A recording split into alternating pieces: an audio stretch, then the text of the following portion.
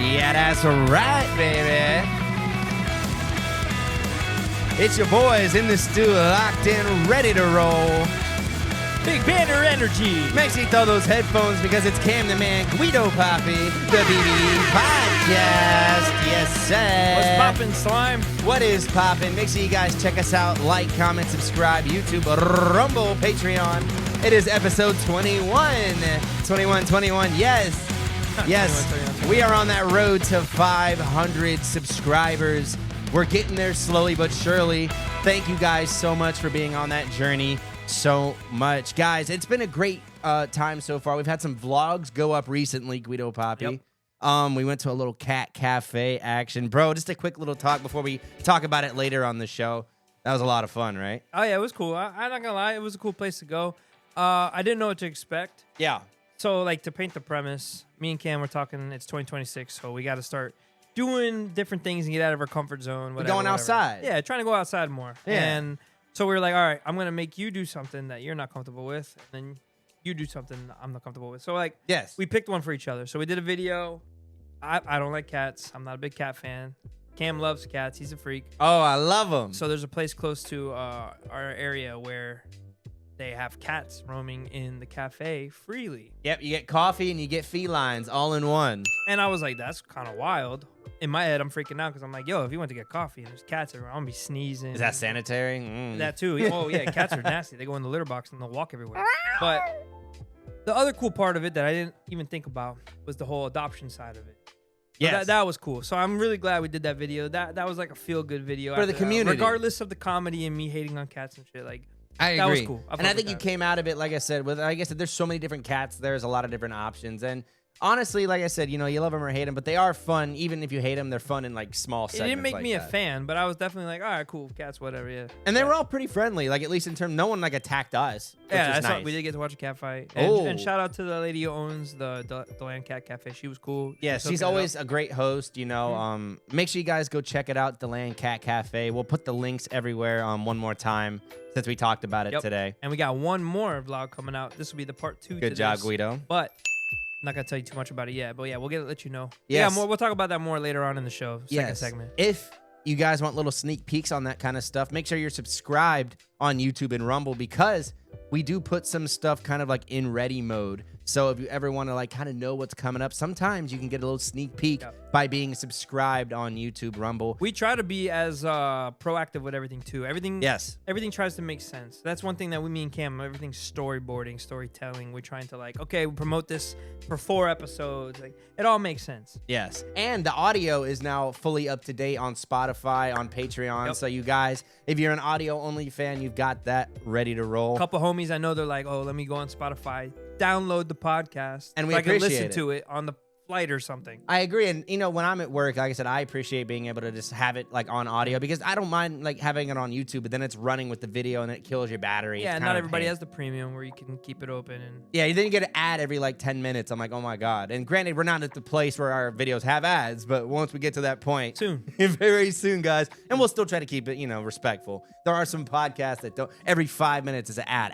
Yeah, and we like to like sneak in promotions for our own shit, like whatever Cam's got going on, whatever I got going on. I agree. Blah, blah, blah. So we try to keep it nice and sweet. But yes, guys, make sure you guys check all of it out. The vlog content is all available on YouTube, Rumble. It's not really on Spotify, the vlog content, obviously. But yeah, no, that'd be too hard. Yeah, and like I said, and make sure you check our Instagrams at the top of the page here. We've got a lot of personal content going on. Guido's got some stuff he's going to talk about later in the show. I'm really excited that we're going to get more into, let's just say, the musical side of things. But stay tuned for that here on the BBE Podcast, episode 21. Let's move on to one of my favorite segments. It's a Banter Rewizzle.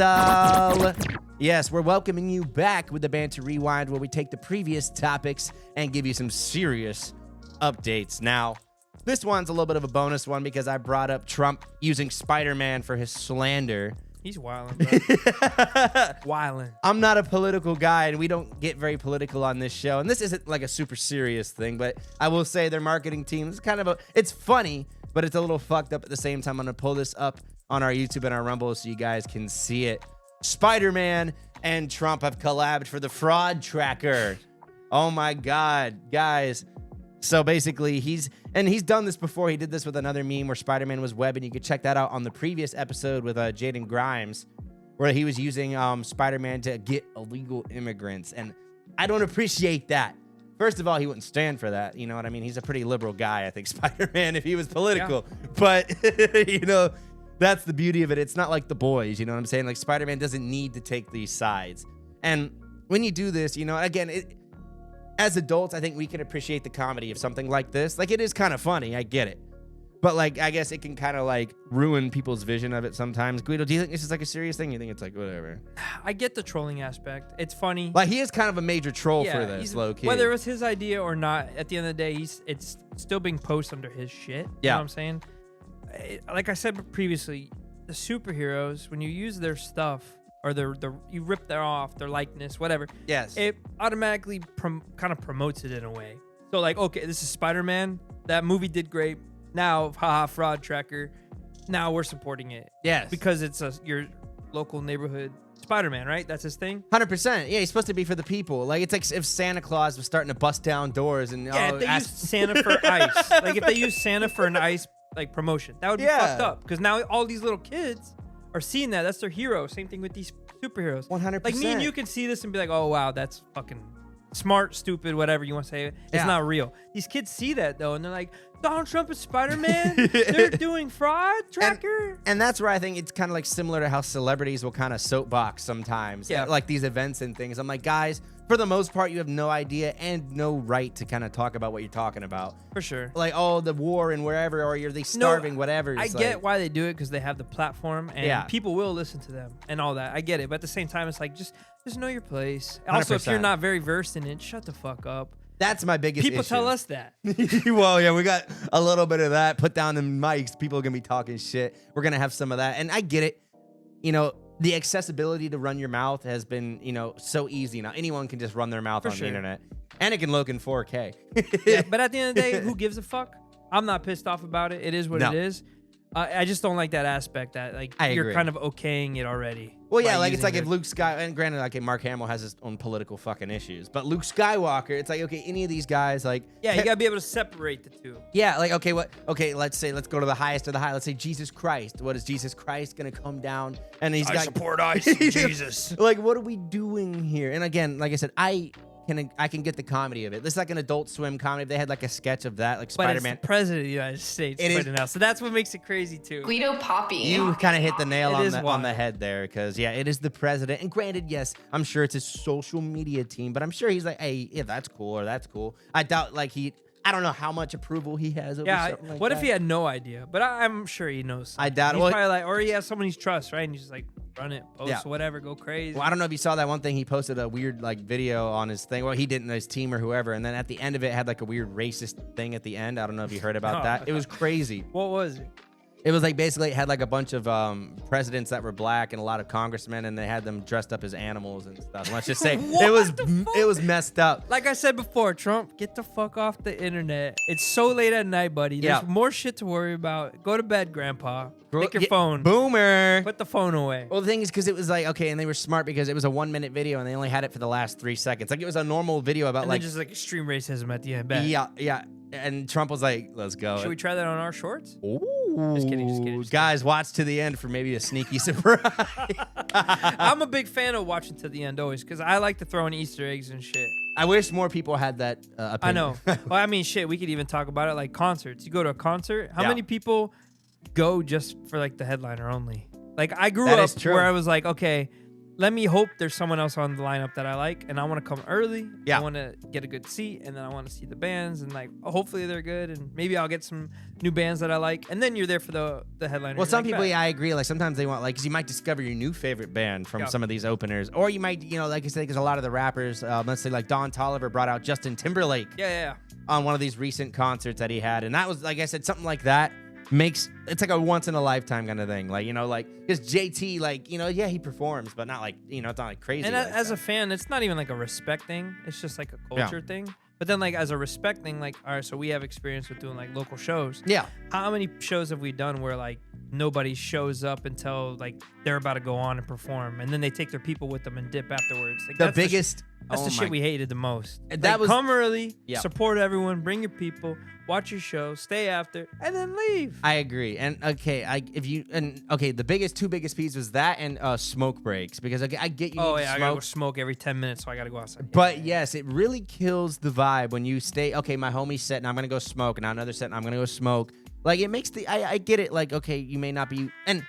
As I'm sure we all fall victim, like, okay, I need to go pee or I need to whatever. I get it, but like, be respectful. Don't just completely leave. Yeah, and also know what you're signing up for. Like yeah. I went to the movies with someone, right? Yeah. And they were an extreme smoker, and they had to walk out of the movie theater every 20 minutes to smoke a joint or why a even cigarette. go to the movie? I was like, bro, you don't have to gum. The fuck. Well, yeah, I guess that's like, geez, I'm like, you can't even like, I mean, sometimes you could get away with a vape in a movie theater, but even then, I'm like, come on. Yeah, I always feel like a piece of shit hitting the weed vape. Well, yeah. And then like you're all the way in the back and you just see smoke. Well, because it's like, we know what you're doing. And like I said, I don't think I get paid to give a shit, but like, I don't like to be obnoxious with my kind of activities like that. Like, I like to keep it low key when I'm 420, and you know what I'm saying? Yeah, true. Because people are very judgmental. And granted, it's a lot better nowadays than it was maybe 10 years ago in terms of people like, oh, you're smoking weed, fuck you kind of vibes. Like, now it's like, But even so, like, I hate, because I would see like mothers like, oh man, like they would bitch like, oh, that dude's smoking a fucking cigarette or something. My kid's right here. So yeah, I do get that. Times have changed a little bit. So I get, it's like, it's a shared world, and, not everyone likes everything. So keep it respectful. But something that's not keeping it respectful, Guido Papi, these goddamn flock cameras, bro. Again with the flocks. The flocks. What the flock? Well, what the flock? What's flocking, bro? Kodak Black would have a lot to say about this. Guys, flock has been endorsed by another celebrity. See, this is a funny use of a celebrity cameo as an endorsement, but to kind of make fun of it, guys. The Empire is vouching for the flock cameras, guys. Darth Vader has been spotted at City Hall, and he's been vouching for these flock cameras. I'm gonna pull this up here on a little banter rewind, guys. Check this out, bro. This is a great clip. Is a fan of flock, and we must continue utilizing flock technologies so that we can follow and surveil the rebel scum as they move from playground to playground, from playground He's to fully pool, committed. He's in bit mode right now. No, he goes for like 5-10 minutes, and like they just don't stop. And homegirl back here is having a great. I think she's finna smash Vader afterwards. Gymnasium, because we all know that the flock cameras are not only following the license plate readers, they are following children. They are following children in parks and gymnasiums, and we need this. I need this so I can stalk my Okay, so he's not for it. He's just trolling. No, yeah, it's like kind of like a satirical kind of thing. I thought he was being serious at first. No, like, yeah. Like Flock hired him to do that. Yeah. It's funny. There was another guy who did this. He dressed as a stormtrooper and went downtown and was like saying like, oh, the Empire like supports the war or whatever, something like that. So a lot of people are using it to kind of make, because obviously the Empire, the big Nazis or whatever. They would fuck with the flock. 100%. They're all flock. They got flocks on the Death Star, bro, all day. People trust this city council when this city council continues to vote for surveillance technology that imprisons them. Miss Campbell, you must work on your Jedi mind tricks. Do it like this. And when you do it, make sure that when you're double speaking them into telling them that police services have become more humanitarian, make sure that you don't emphasize the detail that you put a ban on camping. You put a ban. You made criminalizing homelessness illegal, and that is why. So maybe Darth Vader, I think Darth Vader might be a little bit of a homeless guy here. So let's just say it's like. He's going in, bro. And low-key, he goes for like 10 minutes. But he's going in. And I think this is funny. Like I said, and a lot of people. I want to see the reaction from the council. Whoa! I think they low-key were just probably like staring at the ground or just like whatever. Like also like, yo, chill, bro. Well, and you guys can let us know in the comments how you feel about this kind of protest. I mean, ultimately, it's better than a lot of, obviously, like, oh, I'm going to burn the city down. Like, this is way better than that. And I think this is funny as a Star Wars fan. This is pretty fucking funny. I ain't going to lie. And again, like, we made the point, like, Darth Vader would 100% be a fan of flock cameras. So, guys, if you're a fan of the Empire, I guess you're a fan of fucking flock cameras. BBE is kind of in the middle about it. If you want to hear us really dive in, go check out our last episode with Jaden, Tech Takeover, where we really talk about like that. We talk about meta glasses because those just got like a big ban, and we'll keep you updated as well. Yeah. If the meta glasses actually get banned, because it's a lot of these things. I mean, people are losing their accounts left and right, but the glasses themselves have not been banned, no. Well, I think you're right too, and I guess ultimately it might not even be legally banned, but it'll be like a soft ban. Like it's like Instagram and stuff just won't allow you to post the content. Even YouTube and stuff is taking people's stuff down. Yeah, 100%. So it's going all over. Guys, and the other thing about these flocks is just the fact that, like, even the police can misuse them. I don't know. Have you heard any of these stories that are coming up of, like, police tracking their exes and stuff? Sure, I just ignore it all, bro. It's kind of, like I said, ultimately, there's so much shit going on right now. It's kind of crazy. So like, and I have one I'm going to play for you guys here from Massachusetts, where an officer has been accused of using the flock camera system to track the whereabouts of her ex-girlfriend. So it's a little girl-on-girl love. I'm not going to tell you her name. You guys can look on her YouTube if you really want to look, you little nosy bastards. Use the flock cameras. New Bedford police officer Emily Pacheco leaving court after a protective hearing on Thursday. She's accused of using flock cameras to track the location of her ex-girlfriend. Flock can have only up to a 2-minute delay, so it's almost close to real time. We won't call it real time, but 2 minutes is pretty close. In Thursday's hearing, Pacheco's ex-girlfriend said the New Bedford Police Department reached out to her about an internal affairs investigation into her license. Because for those who don't know, like pretty much like I think every time they access the system, it alerts like the chief or whatever their system. Like, they're alerted, they're accessing the system because you're supposed to use it for like, I'm gonna do this, and then it's supposed to be tied to something. Like, okay, why are you have a reason? Are you accessing such an intense system for no reason? And I guess maybe now the reasons are more liberal. Because we talked about it on the last episode where you told me that they have like cars or they have scanners on the cars. Yeah. Where they just scan license plates now. And before, I feel like they kind of had a reason to do it. Now they just scan everyone's license. Well, the reason is once they find their reason. Yeah. Well, yeah. Now for scanning you, there is no reason. Well, yeah. Now they can scan everybody and like they don't even have to try. That's how they find. Oh, this guy's a warrant now. This car's stolen. Blah blah. Same thing with the traffic ticket people. They even can use that now to where they don't have to type it in. They just okay, boom, boom, boom. Yep. It's rapido, bro. Asking her if she felt like she was being followed. Pacheco denies using flock technology to track her ex's whereabouts. I was trying to smash completely. I don't know, bro. And that's the crazy thing too. Like, I don't know, like if we're gonna have to like really restrict this kind of stuff, or I don't know. And I feel like the police have always had access to things like that. Like if you really wanted to, like a cop could always like track their ex's license plate or things like that. I guess this just makes it to where like I could know wherever they're going within like, I think it's like within like a 10-minute or like a 2-minute delay. 2 minutes, yeah. That's a little crazy to think about. Like I think I saw one story where a dude like looked up her license plate like 300 times, 600 times. They're like, okay, tweaking. Like low-key, and I guess because I'm sure a lot of officers have some downtime. They're probably sitting around hanging out. How much downtime for that though? They're gooning and be like, baby, who are you at? She's at someone's house right now. Like again, it's the dark side of humans. Like I think everyone's, kind of known. Like like not all of us obviously would do like a jealous ass thing like that, but we all get it in some kind of aspect. But Guido, I think we have this other map here that we're going to pull up just to show how many flock cameras are on the planet. So check or this in America out. anyway. So check this out. This is just in the United States. Yes.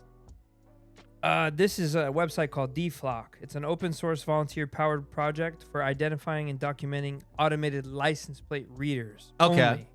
Now, so this is like a specific form. Okay. Yeah. Out of all of this, there's only 134,682 cameras. Only. I mean, that's a lot. I mean, that's a lot. Yeah. Out of this map, 82% of them are flock. Motorola Solutions makes another 5%. Oh, so there's like the different company, but they all serve the same purpose as like license plate reader Genetec, cameras. 2%, Okay. And then the rest are unknown. All right. But I mean, like, bro, Florida. Look how much in Florida. Oh, yeah, let's zoom in on our area here, Florida. Let's look at all these delicious cameras. Holy schmoly. Orlando.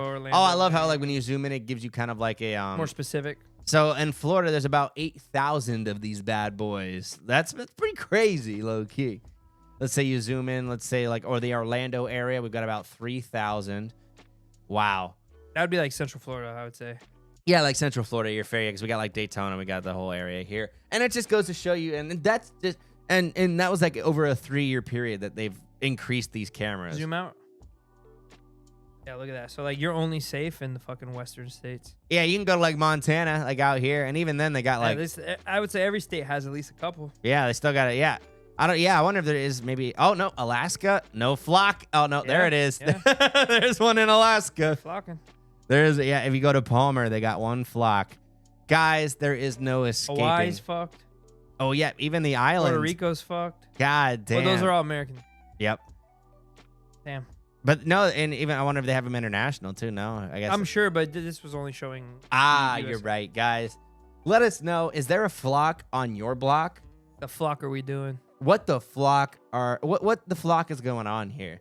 If you want to hear us really dive into it and see some of the more crazy stories and talk with Jaden as well, go watch that last episode. It is a tech takeover, episode 20. And as we move on here, it's the BBE podcast. We're going to New and Noteworthy. Yes, the segment where we take the week's top headlines and banter them out. Guido Papi, yes. Our first block we're talking about here is Undercover Advertising. Okay, let's get into this one. This one is an interesting one that I'm sure we've all noticed from time to time. Undercover ads. Or didn't notice. I guess that's the subliminal advertising. Oh, it's in your fucking womp, womp, womp, womp. It's in your head. Watch BBE, womp, womp, womp. Yeah. Subscribe, womp, womp, womp. So, undercover advertising. Have you ever noticed an ad in a place that you normally wouldn't expect, Guido Papi? Always. My first one, and I thought this was genius the first time I saw it, when they started putting ads on the pause menu. Oh, like on like streaming sites. Yeah, on let's say like Netflix, when you pause it, like an ad will pop up on the corner. Genius. Mm-hmm. And I mean, that is one where it's like, that doesn't impact me really. Like, I don't really care. Like, who cares? Somebody's buying shit because of that though. Well, yeah, and I say, if anything, like, it's like, oh, okay. Oh, damn, I do need some Mucinex right now. Okay, shout out to Netflix. But there are also more very intrusive versions of undercover advertising, Guido. For those who don't know, Spiderman, Brand New Day, and BMW had a big collaboration. I don't know, when we watched the movie, did you notice that when Spider-Man jumped on the vehicle, that was a BMW? Yeah. And then he put it into sport mode, and he was like, yeah. There's a lot of movies that do that. Well, 100%, and that was just Transformers was like one of the first big ones. Yep. What was it for Chevy? I'm pretty sure. Yeah, for the Camaro. Well, not even just that, but the whole line. Oh, really? I didn't know that. Yeah. See, you didn't even know. I ignorant. But when I saw that Camaro, oh my god, that thing was. Bumblebee. Yes. Now, this one wasn't as cool, and they had a bunch of different ones. They had Tom Holland's beer brand in their bureau. They had a couple other weird collabs in there. Oh, yeah, true. They did have that. They had that one hydration thing, Liquid IV. That was a big collab that they had in there.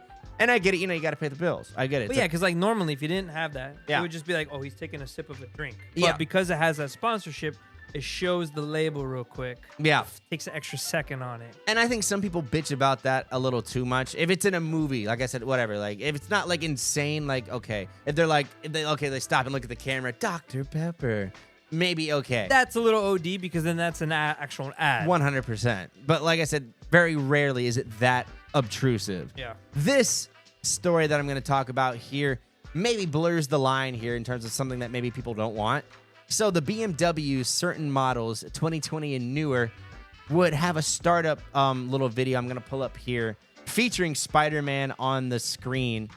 I'm not sure if it was something that was skippable. Usually these kind of things are, but people were furious about it because they're like, why am I getting ads in my fucking Beamer? So this is on the screen like when you turn the car on? Yep, when you turn the car on, I think for a limited time, this would pop up to promote the movie. And again, it's not like aggressive. I'm sure you could probably cancel out of it.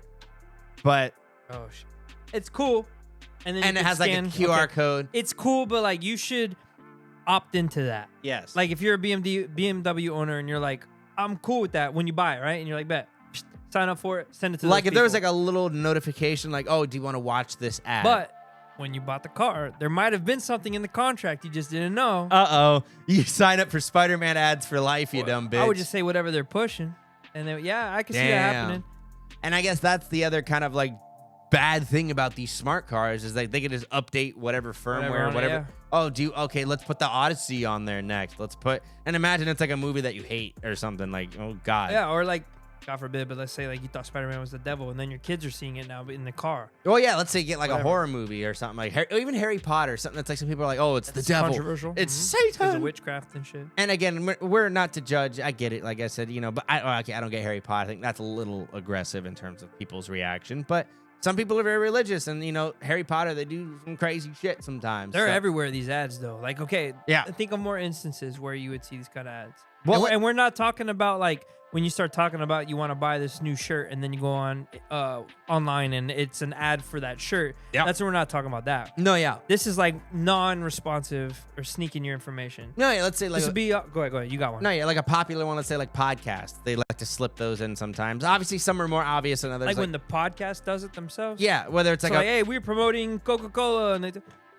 That's not really but sometimes it won't be as like sometimes they'll just have like a can of Happy Dad on the table. There you go. That's another one. Yeah. Where they drink it. So yeah, like your whole background, your set could be one. Yeah, so let's just say like, okay, like if I had a deal with the comic company, so I would put up a comic that they asked me to put up, something like that. That'd That's be a like more subliminal. Something like, oh, it looks like I fuck with it, but it's not like, oh, go buy this comic book, dickhead. And I have noticed the streaming sites, like you said, the pause menus, and sometimes not even the pause menus. Yeah. Sometimes it'll be like forced ads. Yep. And it's like the same one over and over again. Have you ever had that? Like, I hate that. So say it's a 30-second ad break. Oh my God. And it's whatever, say BMW car, right? That is so obnoxious. Say that's only 5 seconds. Yeah. They might play that same ad the whole time over and over again until that 30-second block. Hulu is notorious for having like the same ad over and over. For sure. Another big beef is when some of these ones are like, okay, you pay for no ads. And then they're like, oh, we'll give you an ad, but it's skippable. Like HBO Max, you guys are on my shit list. Because they did that now. They're like, oh, now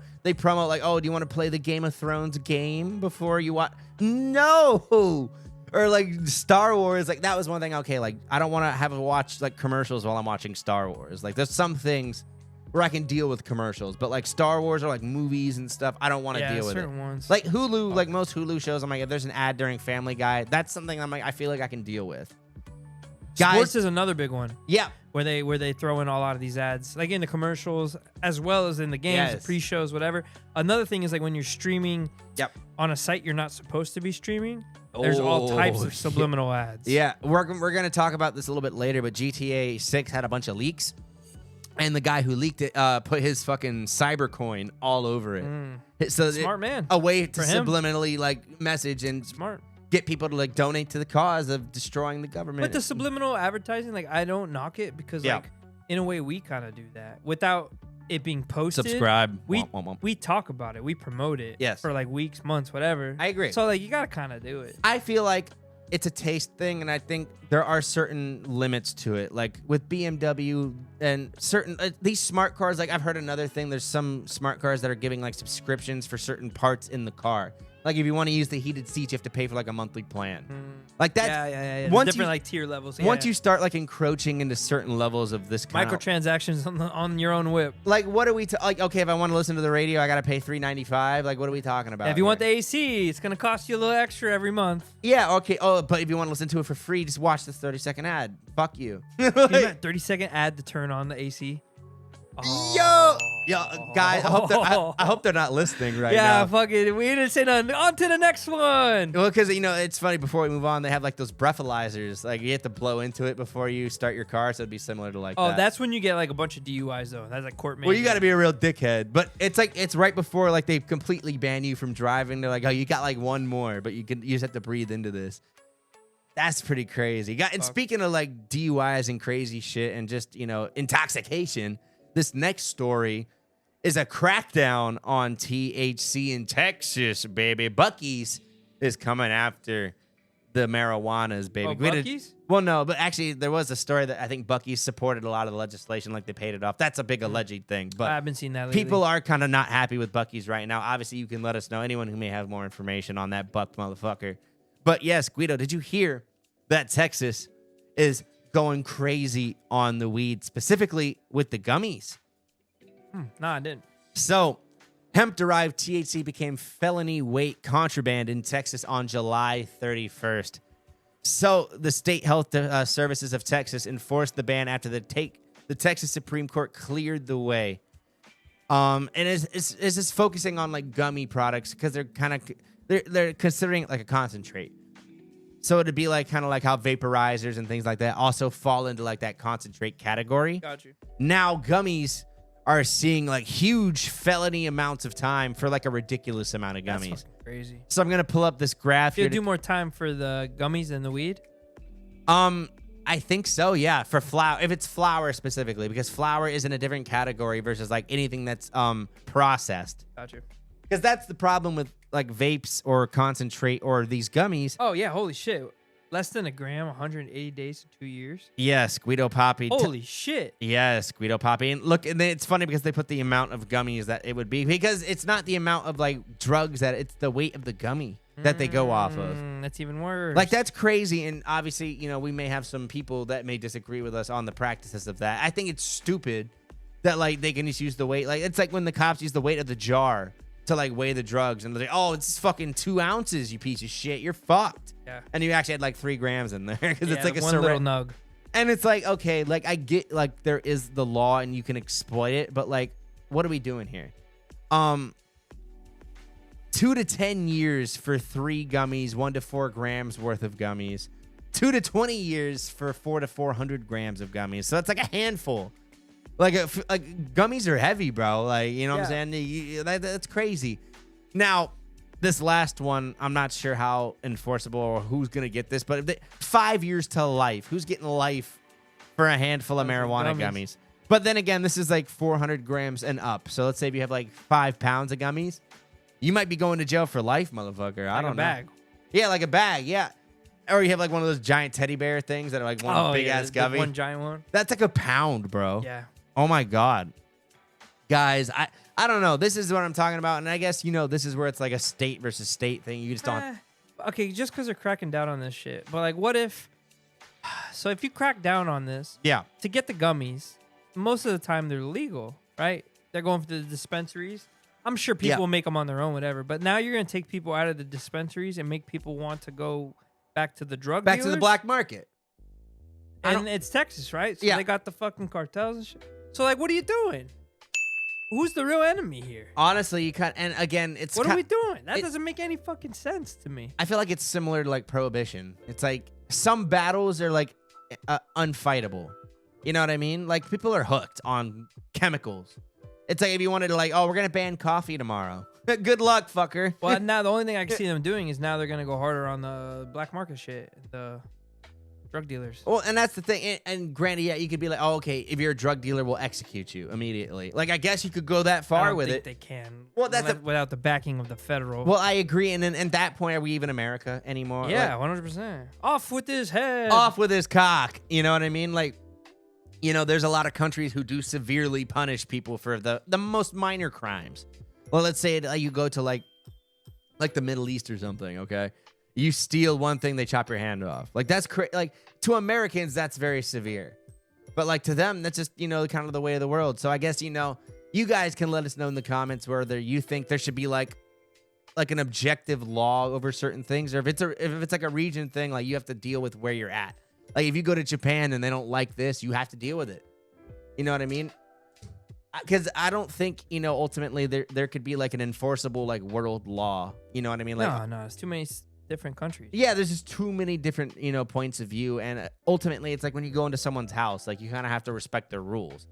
Or you should, or, what I mean? So you're comparing that. So say, like, if I went to Japan, I have to abide by Japanese law, for sure. And there's a lot of weird, rules. And let's say, like, Japan, for example, where it's like, okay, you can't, like, walk. And that's more of, like, a social thing, not like you're going to get arrested for it. But there's a lot of, like, you should try to respect the areas that you live in, I guess, is the main or visit. Always do your research before you visit somewhere. Yes, and I guess if you're going to Texas, this is something you really, really need to keep in mind. Like, this is no joke, and the cops over there probably have no remorse. They're like, oh, you want to come on vacation, bring some fucking edibles with you? You're going to jail for 2 to 20 years, fuckface.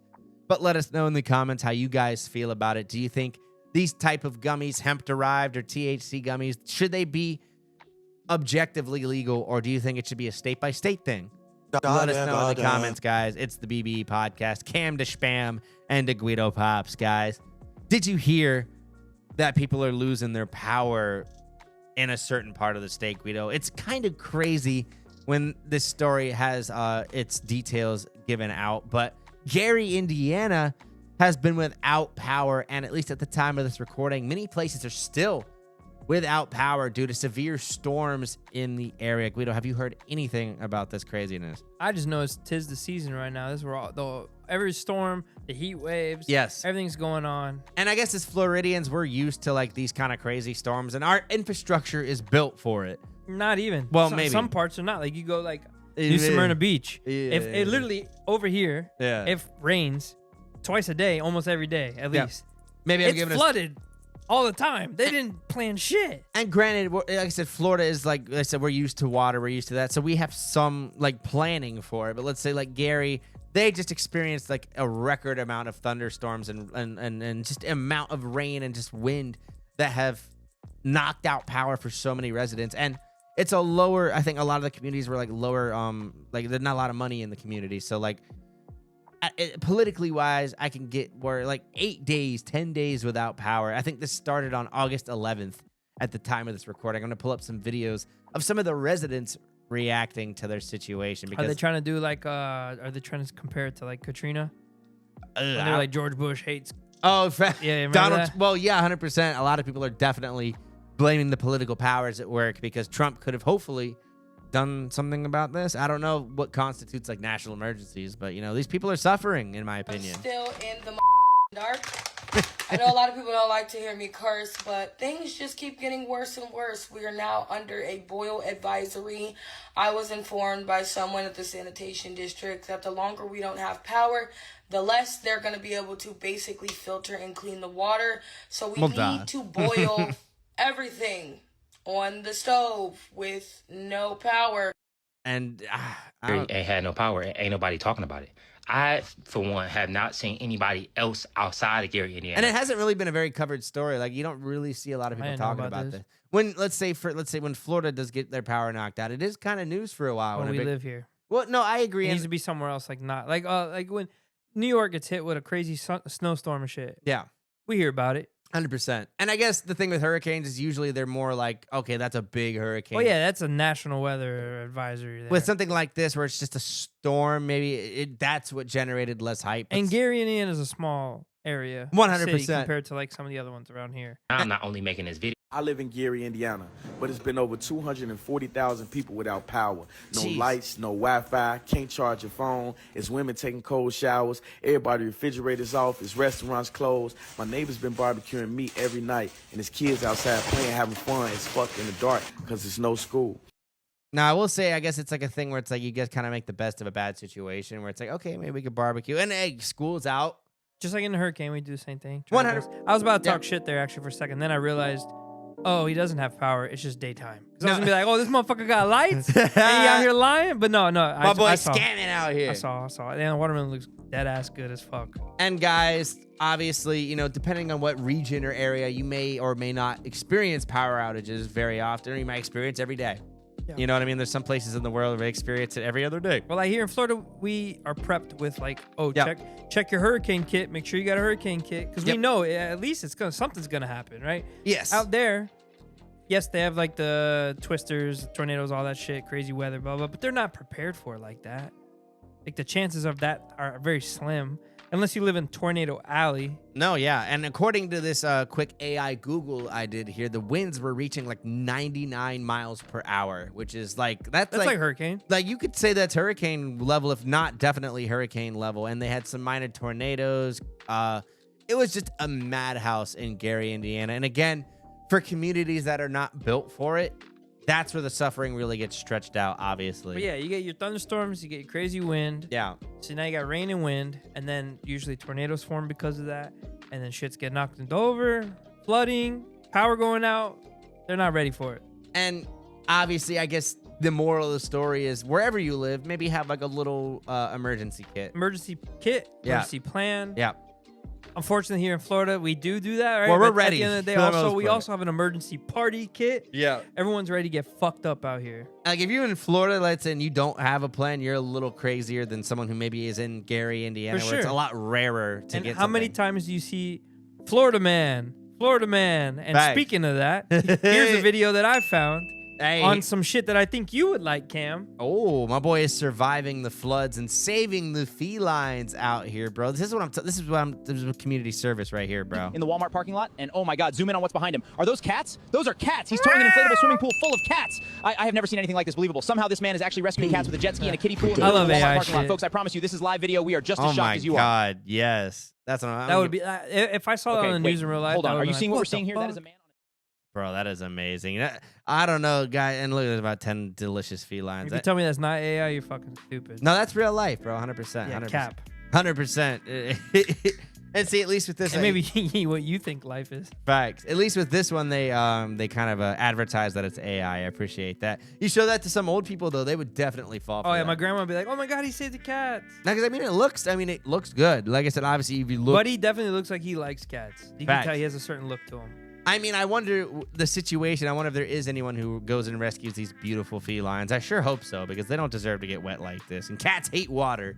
You know what I mean? I don't even know how, like, could you get all the cats to chill like that in the pool while you pull them without? I don't think so. They'd have to be well trained, because then they might just pop it with their claws. You know what I'm saying? They got them poppy claws. You know, you might have to wrap them up in a vest like a straitjacket. Guys, let us know in the comments how you feel about that and the whole situation about Gary, Indiana, because that power outage is crazy. The floods and everything. Like I said, if you're in there, or if you want to support, you know, I'm sure they have tons of. Sure, there's some GoFundMes. Well, maybe we'll try to find some. Maybe we'll put the most prominent maybe in the description for you guys to check it out. We'll look into it, guys. We're moving on here. It's the BBE podcast. Cameraman Guido Papi. Guys, this story is pretty cool. Guido showed me this. A steakhouse in South Florida is offering a nude dining experience. I didn't hear about this. Well, what's this all about, Guido? Yeah, swipe it next. Let's see what they got to say.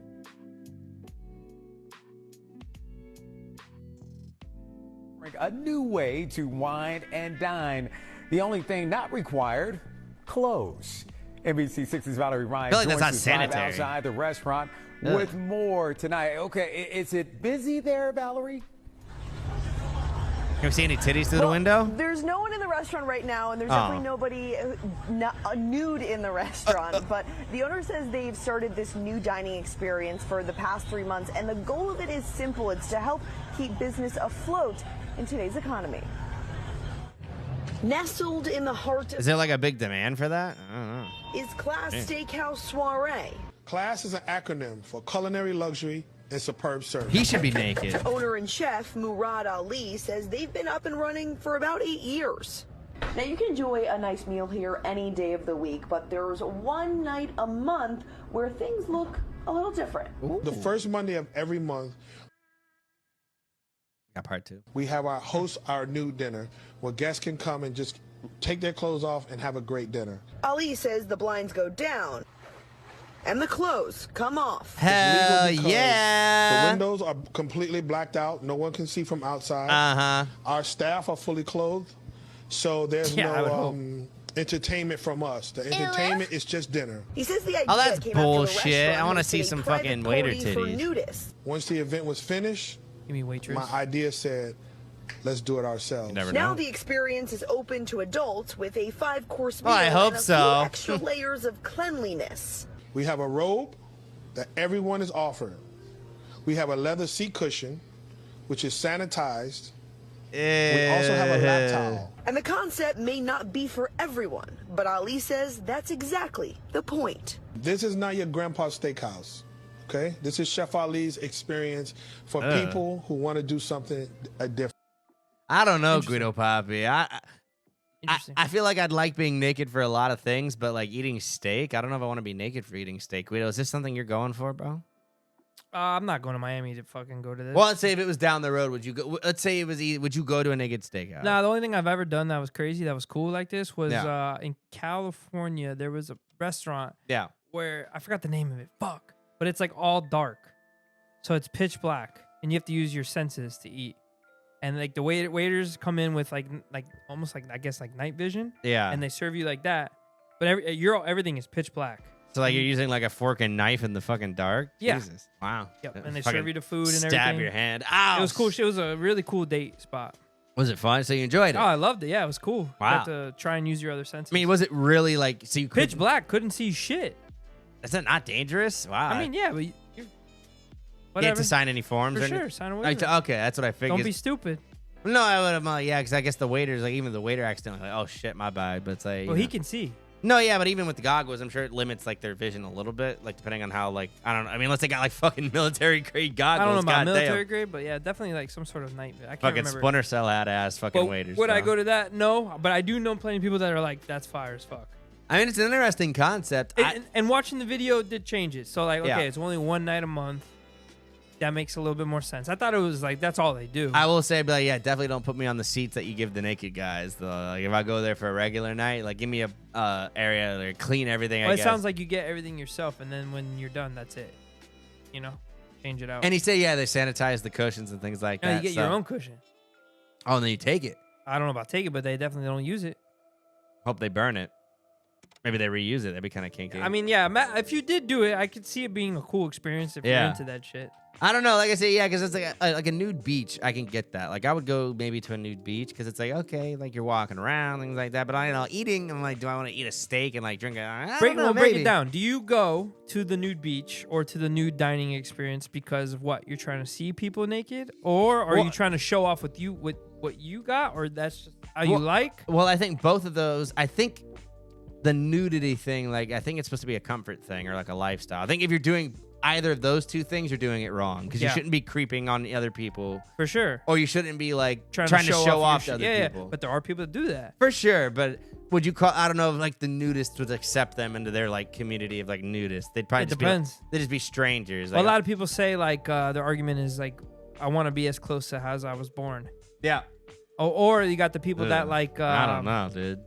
Yeah. Because again, like clothes are one of the oldest things probably on this planet. Like humans, I don't think ever wanted to be naked. They've always kind of worn something. Even cavemen. Now, granted, we don't know what they actually look like, but at the very least, as a blanket, like a loincloth or something. Like it's because it's cold out, bro. Like imagine like we just like walked around all day naked. Like could you like sure? Like let's say like obviously no judgment would you like I don't know if I could, especially you have to walk on the concrete all day. You have to go into I wouldn't want to go to the bathroom like butt naked, like with no shoes on. Oh, that's how I do it. Ooh. In my crib. Well, yeah, at the crib that's fine. Completely naked. No, like I can't use it unless I'm butt ass naked. Oh wow. Now is that for either one or two or what? Number one or number two? Yeah, if I'm gonna be sitting.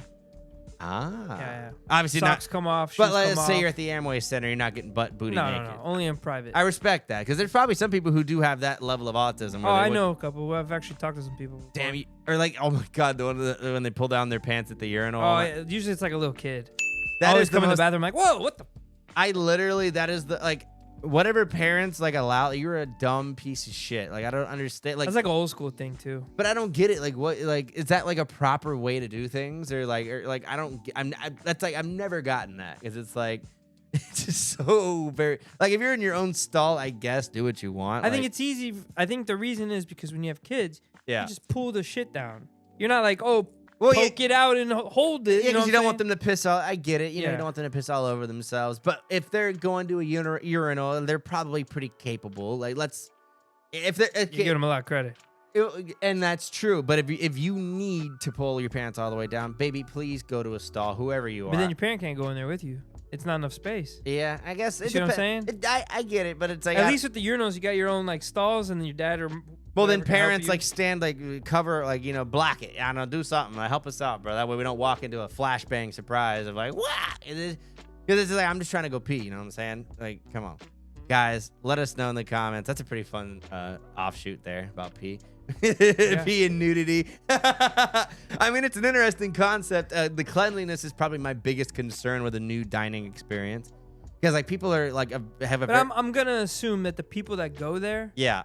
Are gonna be on the higher end of that spectrum. I know, but like, are they gonna be like, okay, you stink, get out? Probably. I fucking hope so. I mean, there's probably more rules to it than that. Yeah, for sure. And granted, maybe if you stink a lot already, maybe some places would kick you out already. All I'm saying is, hey, let us know down below. Should we do a BBE fucking vlog where we pull up for the nude dining? Ooh, nude take podcast. A trip down there. No nude podcast, but just pull up to the thing. Damn it. I want to maybe eat the food regular. I don't have to do it naked. Well, I said, who knows? Maybe it's like I wonder if it's like, if they have really good food, that would be interesting. If it's like average food, but the whole thing is like the nudity. Burger King. That's what because like I said, no offense, it didn't look like the classiest place. It looked like okay. The food looked good. The food looked good, but images can be deceiving. But let us know if you're going to the nude, or if anyone maybe has like a somewhat weird nude experience near them. We'd love to hear about it in the comments. I know some places are a lot more liberal than others, like California. I'm sure they got tons of like nude beaches and nude parks and who knows what. Yeah, maybe. Let us know in the comments, guys. Would you go to a nude dining experience? It's the BBE podcast. Moving on here, we've got another reaction clip. Let's see. We got a homie riding this pretty cool looking bike here. I'm going to pull it up here on our YouTube. This shit looks cool, bro. And our Rumble. It's a mobile gaming set bunk bed from Colorado. Okay. I'm not going to play his audio, but let's see. Okay, that's pretty, and that's like some redneck vibes here. So he's got a bunk bed with 2 bicycles connected to it. It looks like it's motorized or something because he's not even like pedaling or anything. Yeah, it's definitely motorized. That's pretty sick. And then homie's lying in one of the beds playing a little Mario Kart. And they got the dog. Pretty fire. Well, yeah, they definitely got a couple battery packs. This has got to be like some festival type thing. Yeah. I understand. See, low key, I would love to be like the kid lying in the bed playing the Mario Kart. Like, imagine going on a parade with that. Like, everyone's looking at that. Would be pretty freaking sicko mode, guys. Definitely a little redneck. I don't know if that's street legal. That's some Colorado shit. That's definitely that Rocky Mountain vibe, for sure. Let us know in the comments if you would ride a ride like that. That's pretty cool. That is pretty cool. Oh, guys, this next reaction clip you are really going to like. Guido, did you watch Obsession? Nope. No, me neither. But obviously, the memes were going crazy. A lot of the stuff, everyone saw at least a little bit of it online. You know, here or there, the actresses and the actor, they did well. This group of workers have been going really viral lately with all of their social media content. I don't know if hopefully the boss, because it's the boss. I think it's the boss's account who like runs it, and then he uses like his workers as like the actors and stuff in it. So hopefully they are getting an equal split because they're getting like millions of views here. Guido Papi, let me know how you feel about this right here. I love me so much more than everybody else on the job site. Ever since I made a wish, Puma has been acting different. Hola Puma, ¿cómo estás? I just want Puma like me more than Julio, but now it's gone too far. Puma, can you help to Julio, please? No, don't do that.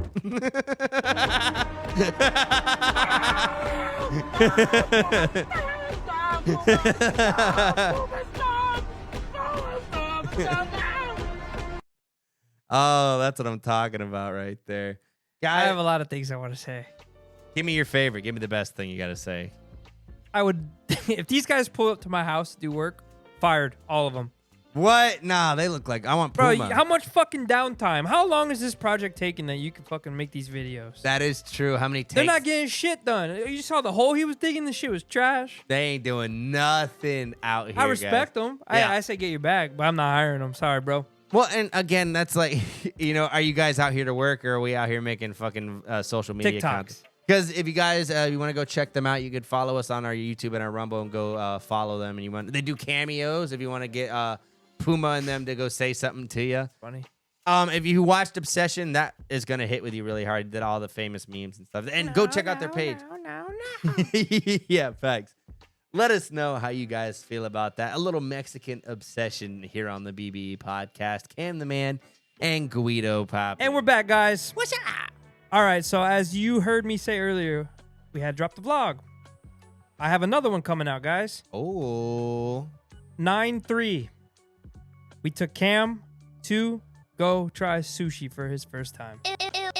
That was his little, I wouldn't say punishment, but that was his breaking out of his comfort zone. I thought it was going to be more of a punishment, but I ended up liking more than I thought. Fucked around and found out and actually liked it. A little bit of a spoiler there, but guys. It's okay.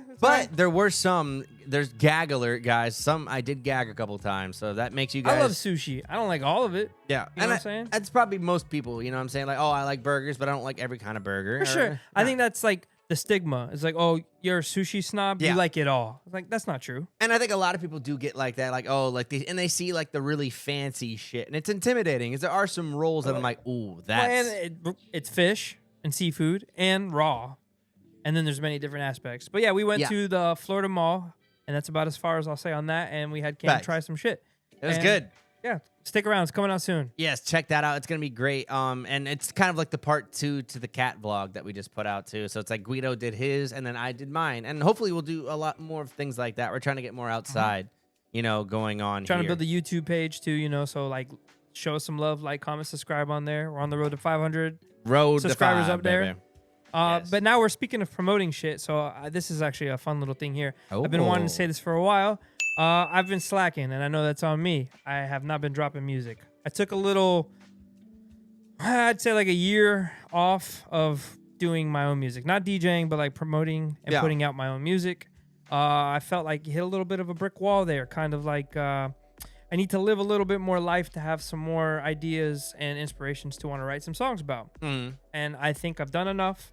And secretly, the whole time I've been recording shit anyways. Yeah. So you have a good vault. I'm ready to go. Yeah. Anyone that knows me that's close to me, they know that I got a shit ton of songs in the vault. Now it's time to make the content and get ready to push and figure out this and that and that. So the first push is starting.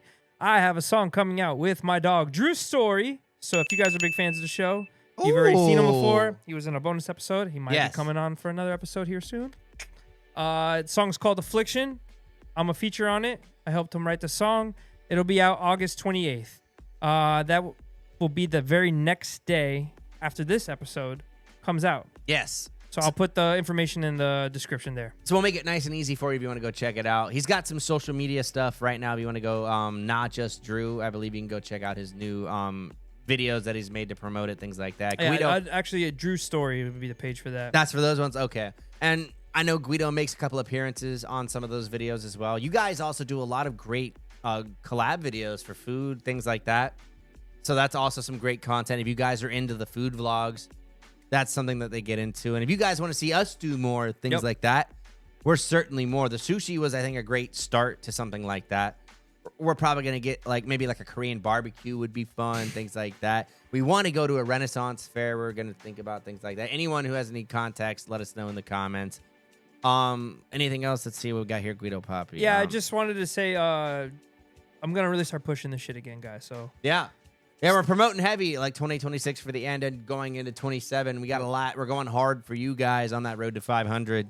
So many clips. We're going to make sure to keep consistent with you. That's the most important part, I think, for the show here. And we'll be able to promote all of Guido's upcoming music, Drew's, and anyone, I guess, who comes on the show that we... anyone that we fuck with, that we want to put out. You know what I'm saying? I think that's the key. We promote what we want. Exactly. And we had a couple homies reach out to us and be like, yo, hey, I know you haven't had us on the show, but could you like talk about our thing on the thing? And we'll talk about stuff like that. If you want us to like help you promote something, whatever, just hit us up. You know, we're willing to work with people. Stuff like that. Like I said, last episode we had Jaden and he was a lot of fun. He talked about a lot of the radio stuff. So if you're into that kind of, atmosphere, plus he was funny too. We had a lot of great banter. Trying to get a lot of different guests lined up from all different aspects of life and stuff. Yes, if you think you have what it takes, you can DM us on the page at Big Banner Energy. You know what I'm saying? We're very selective right now. Very selective, but more importantly, not just being a guest on the show. We're trying to build some relationships and make some new friends outside of our circle and 100%. Create some content with people. And like what I said, what I meant it, or I meant what I said in the last episode with Jaden when I was like, if he starts a YouTube channel, he wants to make some content. Gladly, I'll collab with him. I agree. And not everyone maybe will be fit for a podcast episode, but we could also do vlogs. There's so many options. So, content, drink videos, food reviews, whatever the fuck. So don't get necessarily offended if we don't necessarily like, okay, this or that. It would say most people will find some love for you as guys. long as you're pushing and you have an idea and you know what you're doing and you're active and you're pushing on social media and you're not scared and you're taking those risks and you're putting out the content. That's all we care about. No, yeah, 100%, guys. That's the key, is the consistency for you, because it helps both of us, in the end of the day, because we're all trying to grow. Yep. On that road to 500 or whatever road you might be on, as a social creator. So the podcast has been our focus. Yeah. And when I took my little break from music, that was where I put my time in with Cam on this. And we've been grinding. Me and Cam have done music. We've put out stuff before. Yeah. I would like to see him do some more of it, but who knows? Yeah, if you want to check that out, you could check out some of our collab stuff at Lot 43, or some of it's under Guido Papi. I think our last project was under yours, I believe. So you could check out some of our music. Let me know what you think about it in the comments. But now I think I'm going to start pushing the music again. So we're going heavy. This is the first release coming back, and then I got more coming out. I got an EP actually coming out soon. And as YouTube allows, we'll try to give you guys little teasers and things like that. Obviously, the copyrights are so strict because Guido's going to release it officially on all platforms for everything. Yep. So also, I've been working on a song for this podcast too. So that's a little guys fun thing. Keep an ear out, because we're gonna have some little sneak peeks, some teasers. The real fans might be able to piece together more details than others. But that's what we like. We like to make it kind of a fun experience, like, new sounds, new And let us know if you guys like the new things that we add to the show. And sometimes it's not new. Sometimes it's always been there, and like little Easter eggs, kind of piece stuff together. Well, it's funny you say that. A couple of our fans have never noticed like the background music, and then one episode they'll be like, "Oh, when we clip it out." When did you guys start that? Like, bro, we've been doing that since episode 1, baby. Get but the it's program funny. here. Facts. But guys, let us know how you feel about that here on the BBE podcast on that road to 500. I had one little thing here. Last episode we were talking with Jaden, right? Yes, I remember that. Yeah, and he was talking about cruises and his story with the cruises, and then we brought up something, and I was like, save it for another day. So he was talking about his crazy cruise story, and I have one, and I've told you before, so I guess we could tell this on. Yeah, because we were gonna save it for a more. Yeah, because it can be a lengthy story, and it's a true thing. Yeah.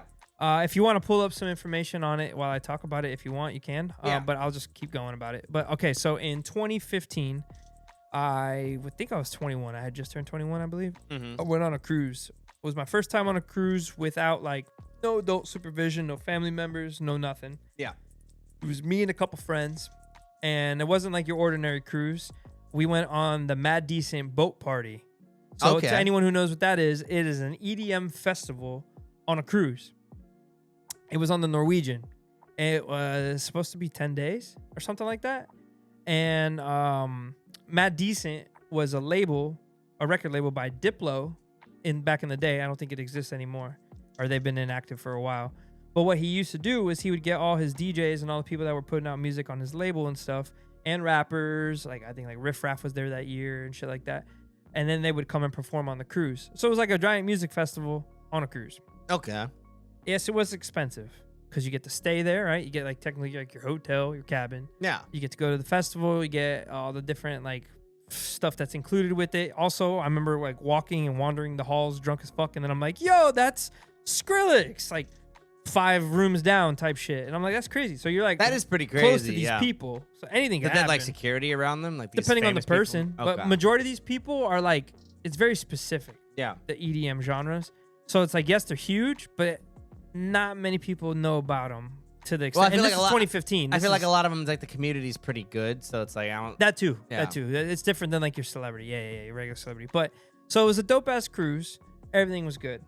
I want to say a couple days into it, unfortunately, some crazy shit happened. A woman, without speculation, I'm just gonna lay the facts. Yeah, we got it here. We have it pulled up on our page here. If you want to check out some of the actual details. Well, yeah, here. I guess we can read this. Yeah. Let me make sure this is all right. Go all the way up. 4-day electron. Oh, it was a 4-day festival. Yeah, it was cut short by a tragic incident. Cruise departed from Miami. Yep, Norwegian. We were going to Cozumel, Mexico. Yep. It was this was with the year that Jack U, which was Skrillex and Diplo, dropped their album, and they were going fucking crazy. Okay. So on the evening of Thursday, November 12th, 2015, a 24-year-old passenger named Kaylin Rose Summer went overboard from her room while it was sailing roughly 20 miles off the coast of Cuba. And pause on that. I was sitting outside with my buddy in our little balcony chilling. Yeah. I think we were smoking, whatever. We heard people screaming. This was like late at night. We heard people screaming, and we saw stuff being thrown overboard. Okay. And we were like, what the fuck is going on? Like big things. Like cushions, chairs, shit, whatever's on the balcony. Okay. And I guess what happened was the person that fell in the water. Yeah. And it's pitch black. So what are you going to do? If you got cushions, throw them out there. You maybe mark where the person landed. At the very least, right? Yeah, for sure. Yeah. So people, and unfortunately, you're on a music cruise festival. Everyone's fucked up. Especially that late. Yeah, there's nothing else going on. The music's done. Like the party's over for the night. Yeah. So yeah, I remember that happening. People freaking fuck out. We were like, "What's going on?" Then I remember the ship just like stopping abruptly, and we're like, "What the fuck?" It's not easy for a ship like that to stop because it's going fast. Yeah. You don't even know how fast it's going. Yeah. And it stops abruptly, and then it has to turn around. Yeah. To go back to even begin to find and be like, okay, we think we were here, right? Yeah. So you have to tread water that whole time. And if you fall off that cruise, unfortunately, any ship like that going fast, most of the time, if you don't jump out far enough, you get sucked right into the engine. Well, yeah, most people, I think you would have to intentionally jump pretty far to like. And this wasn't like an intentionally like regular like jump. Like this, you probably fell pretty close to the boat. Yeah, unfortunately. Yeah, and she probably didn't jump far enough, anyways, even if she wanted to. But yeah, so it circles back. I remember like They put all this. The mood was fucking killed at this point, and we're all like, "No, I'm not mad. I'm not pissed off at anything. I'm just like, damn, this is crazy, bro. I've never." Well, I mean, it's not much of a, you don't want to party after that. Well, I'd be surprised. People were pissed. Sure people were cussing at her and shit, saying that this was dumb because they were like, "Well, fucked up everything." Yeah. Because it did fuck up everything after this. It cut days short. We never went to Mexico. We had to come right back. And I don't know if you guys would get refunds for that. We got a small, little bit, tiny piece of shit refund for it. Yeah. It was crazy. So but I get some outrage, but again, it's like, I don't know. It's tough. It's a tough one. That's a tough one. So the boat circles back, and then it lets out the, what do you call them? Lifeboats, right? And they go search. Yeah. And they can't stop searching until you get the Coast Guard there. So it was like the next day, the Coast Guard they got finally shows aircraft up. out there, too, from the looks of it. Yeah. So. Well, you have to send it, though. Yeah. And remember, we're off the coast of Cuba. So who knows where it came from? Well, I mean, yeah, even if you weren't under the shit, like just out there in the water for that long, like in the water, you have to tread. Yeah, and there's sharks and all types of shit. Yeah, if the person even didn't get sucked in the engine, you know what I'm saying? 100%. And it's so dark, no one knows, can't see. And who knows what she was on? Who knows? That too. Yeah, there's all these different little things. But let me keep reading here. Let's say, ship spent hours in complete silence with passenger and crew search the water. I remember that. Scheduled musical performances were initially halted or moved indoors. I don't even remember there being music anymore. Yeah. For the night. Go down more. So yeah, okay. This doesn't even give specifics or anything. But yeah, okay. So that happened. The Coast Guard took over, right? Mm-hmm. We leave. We're already on our trip back now. You know, we're not going to Mexico no more. I don't want to put the wrong information out there, but me and my friends talked to a bunch of people over the years, blah, blah, and try to piece this together. Yeah. And a lot of it makes sense, but apparently the chick on the cruise was celebrating an anniversary from their engagement or marriage on the first cruise. Okay. So it was like a specialty thing. Everybody knew them as the couple that got married on the last cruise. Yeah. And it's like I said, it's like a tight-knit community, right? So there was only a couple cruises. Ours was like the second one. Mm-hmm. So most people that went on this cruise were all like all cool with each other. They had met previously. Me and my couple buddies, we were the newbies on there, right? Yeah. So we were like, oh, whatever. So they were celebrating their shit. I don't want to speak on the wrong shit, but I guess homegirl and homeboy were fighting, and maybe he cheated on her, some shit, whatever she witnessed. And unfortunately, if you're on a cruise and you're going to cheat on somebody, you both got keys to the same room and you're going to cheat in the same room. That's kind of crazy. That is a little wild. And this is where it gets into speculation, but homegirl got pissed off, left, did some drugs. Drugs weren't good. She started tripping, going into like a psychosis, snuck up really high up, and then jumped off or fell off. One of the two. That is a shame. And if you are a fan of the group Major Lazer, you can pull that up and listen to a song called Cold Water. Mm-hmm. They've never confirmed it, but it's about that. Really? Yeah, it has Justin Bieber on it. Wow. Yeah. Jeez. Kind of a deep lore thing for those maybe as a fan of the song, and I had no idea about that. If you look it up on AI, I don't think AI will even confirm it. But like, if you look at the lyrics and look when the song came out, and look when the writer's session was and all that, it makes sense. Well, yeah, it's probably not something that they're like, actively. They don't want to promote like that. Yeah, but it's probably like they, in their heads, they're like, okay, we're going to make this kind of about that to And it's crazy because my buddy and I took a picture the first, like, you know what, like, you've been on a cruise, right? Yeah. So you know, like when the cruise is leaving the port for the first time, like everyone's outside and by the pool and having a good time, whatever. You take your pictures of Miami in the background or whatever. Mm-hmm. So me and my buddies have this guy's like, hey, can you take a picture of us? So we squat up, take a picture. In the background is the chick and the dude taking a picture with like a DJ. Wow. That'd be a notorious picture if you still had that. I do. Oh, you still have it? I have it on my phone, yeah. Wow. Yeah, forever. Jeez. It's crazy. But I never got to meet them. But everyone loved them. Spoke so highly about them. But the cruise was fucking insane, so lit. But that incident did ruin it. I don't think they ever did another one after that.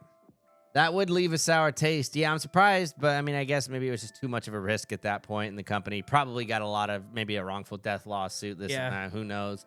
Because again, the safety procedures are probably pretty crazy, and there's only so much you can do if someone jumps or falls off a boat. You know what I mean? Like again, I think it's part of the risk when you buy a ticket or you go on a cruise like that. It's like you kind of. Like, it sucks to say you sign up for that, but it's a boat. You know what I mean? It's a boat. I mean, okay, you're doing drugs at a festival. You're a little bit. Yeah. It's a little better because at least you're in a controlled place. On the boat, you fall off. Even if you slipped and fell. Say you were like being a dumbass and tripped off the balcony and fell. Not on drugs at all. Like, still, it's hard to save you. And obviously, let's say like if the drugs were like insane on board and like the security wasn't giving a fuck, that could be a lawsuit thing. For sure, like that. but it's a cruise. People sneaking shit on. No, I know, but like what. it's up to them to be like if they weren't giving a shit and it was like everyone was on drugs and everyone had drugs. Well, I'll tell you, everyone was on and drugs. It sounds like a party. And everyone had drugs. I got searched like crazy. I didn't bring anything. Yeah. I brought in, I think, liquor. Yeah. I snuck some liquor in. As long as they're doing their due diligence, that's the ultimate thing. Because like I said, let's say a family who's hurting, they're gonna look for any reason to like, okay, fuck you. For sure. And to an extent, I get it, but it's like you can't. That specific situation, I certainly wouldn't blame the cruise company. No, for no, that. not at all, Like, not at all. Not at all. But I just remember being yeah, a that's very shit. high moment and then going extreme low. Well, yeah, that could. And then that whole cruise ride back to the port, everyone's like in silence, just like. Well, yeah, because like, what do you do? Like, you don't want to turn up. You don't want to party. We go to the Lido deck. Like, I mean, I'm not gonna lie. We still did get drunk and had fun and did shit, but it wasn't like to the level it was. Like you wouldn't understand unless you were there. Like it was like a fucking festival, lit, and then it just went to like normal. Well, yeah, because it's just like it's very morbid, you know what I mean? Because I guess when you're like that young, you're on a party boat, everyone's young, everyone's having a good time. You don't really expect something like that. It's very like, oh wow, very sobering experience. You know what I'm saying? And obviously, tragedies like that, who knows? Probably statistically, probably happens quite a bit on a cruise ship. Unfortunately, Yeah. You know what I mean? Oh yeah. After that, I paid more attention to it. Like, Yeah. a lot more people have jumped off ships or got stuck or got sick or And I guess whatever the fuck. that's a good note if you're listening. Be careful if you're going on a cruise. Because I get, you know what I mean? Like, you just have too many drinks or whatever, you trip, you know? I didn't even think about that. Yeah. When booking this cruise, I was 21 and I was like, this is gonna be lit. Yeah. I didn't even think about any of that. Didn't run through my mind. I was just too focused on the crazy opportunities that were. It was 2015. I got to see Diplo perform Prime. I love McConan, Riff Raff, Skrillex, shit, you name it. Well, the idea of it, I mean, it's an insane idea. And if that hadn't happened, it probably would have been a series that continued for a long time. Hopefully, you know what I'm saying? And you would have had a great memory just of the whole thing. Yeah.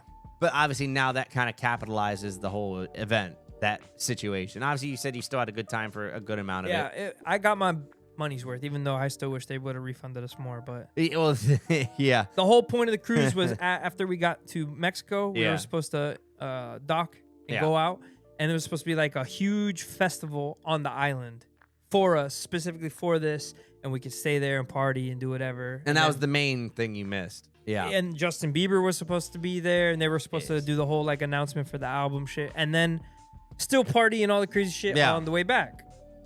So it's like once homegirl jumped, everything was done. Yeah. Vibes were killed. No one was performing anymore. And again, it would have been in bad taste to have the ship completely raging after that. 100%. Oh yeah, but people were. Oh, and then the husband. Yeah. People were wanting to beat the fuck out of him.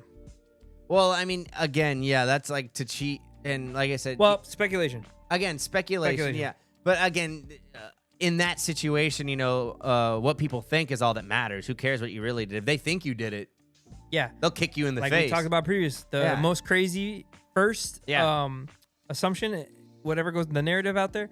Yeah, that's what they're sticking to. When you're on a boat too, like, you know, maybe there's a couple small. There's like maybe a couple security guards. Like, I don't know how they have their own jail system. Yeah. But I mean, ultimately, I don't know how tough those guys are. I mean, are they fully like armed up? Like, can they stop if like you? I don't know if they're gonna stop a fight. I don't know how that. Yeah. Like, they'll probably. They're like mini police officers. Like, I certainly wouldn't want to be testing my limits on a cruise ship. I'll say that. Like, you know what I mean? At least on land, you got places to go. You ain't running from on a cruise ship very far. Well, yeah, you gotta hide at that point or jump off, but don't do that. No, yeah. Well, that's the thing, and that's. Like if anyone who maybe like, oh, I'm just gonna like, I don't know if anyone has like have had a crazy idea like that, but don't jump off a cruise ship for fun. Like, that's obviously. I like to go explore, like that, like this cruise.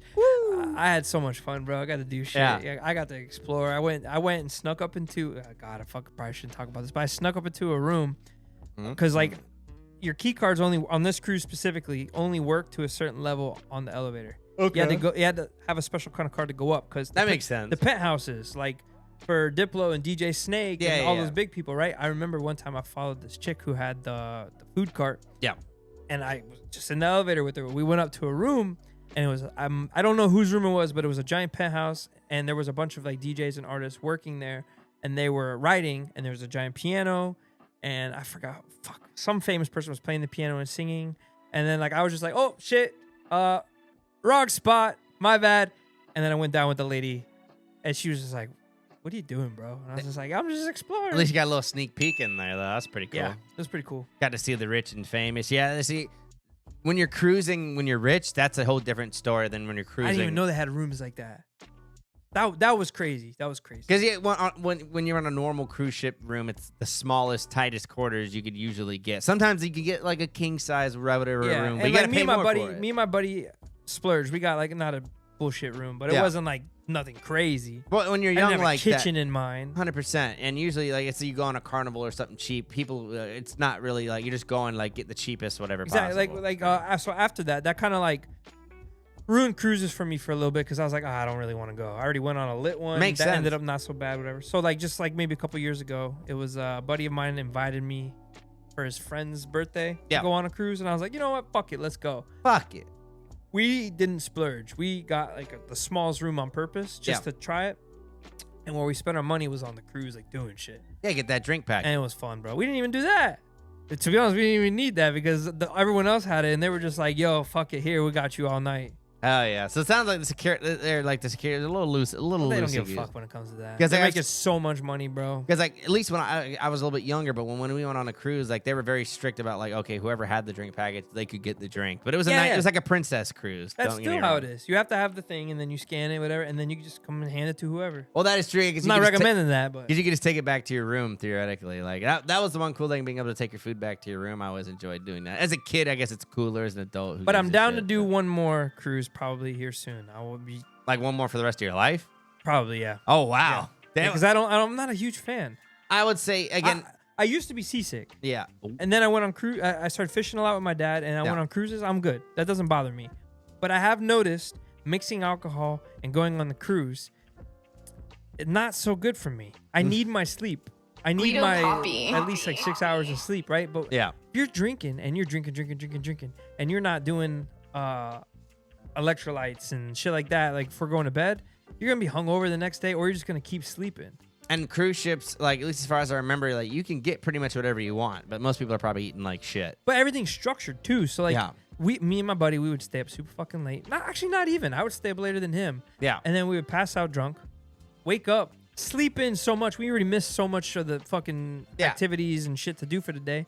And then we're like just like lazy and lethargic the whole rest of the day. And it's like, fuck. And then you don't actually fully wake up till like fucking 6 p.m. Yeah. And then you do it all over again. Right. Just living that dirty life, that numb. And I didn't like that, bro. And that cruise was like, okay, there's a lot more nightlife on that specifically, ship. yeah. But like if we went on like a Carnival Now or whatever, I wouldn't be staying up as late. I wouldn't be drinking as much. Well, that's because a lot of the times, like most of the stuff ends at like 2 the latest, like for like a regular cruise. I like to meet people. So yeah, I was gonna say this about the Mad Decent one was I met a lot of friends that I'm still friends with to this day. We just talk, keep chats, whatever. But yeah, like I want to fucking smoke some weed on the deck and talk and meet people, whatever, and all this shit. So it was like 6 a.m. we're going to bed. Now, and I've heard, I mean, granted, I'm sure they were strict about it before, but now they're so strict about you bringing anything. Obviously, you try to sneak in anything. Obviously, to each their own in terms of like bringing things, anywhere.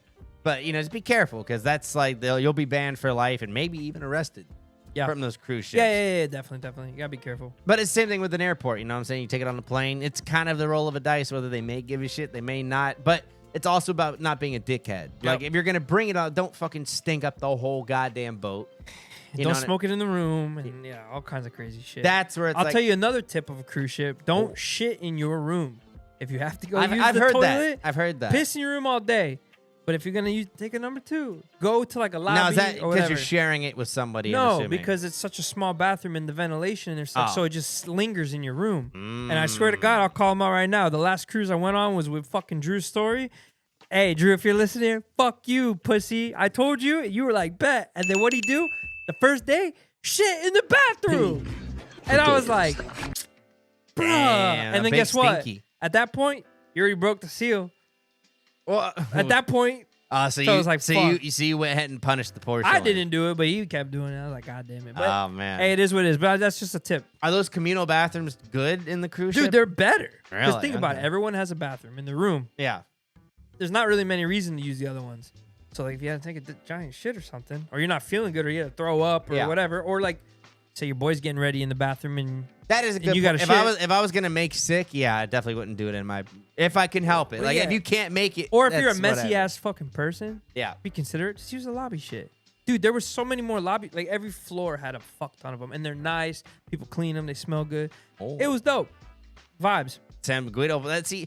A little Guido Papi cruise life hacks. Yeah, and a little lore, a little story. I wouldn't say fun story, but it's a mix of a story. It was fun while it lasted. I missed the mad decent days. A little bit of good, a little bit of bad. But, you know, I think cruise ships, that's kind of like what they are. They're a little bit of good, a little bit of bad. Yeah, it's a lot of party. It is some people's like favorite thing to do, and it's some people's worst thing. Like, oh, I hate this so much. If you get seasick, Yeah. you're fucked. Yep. If you're like claustrophobic, you're fucked. How many cruises have you been on?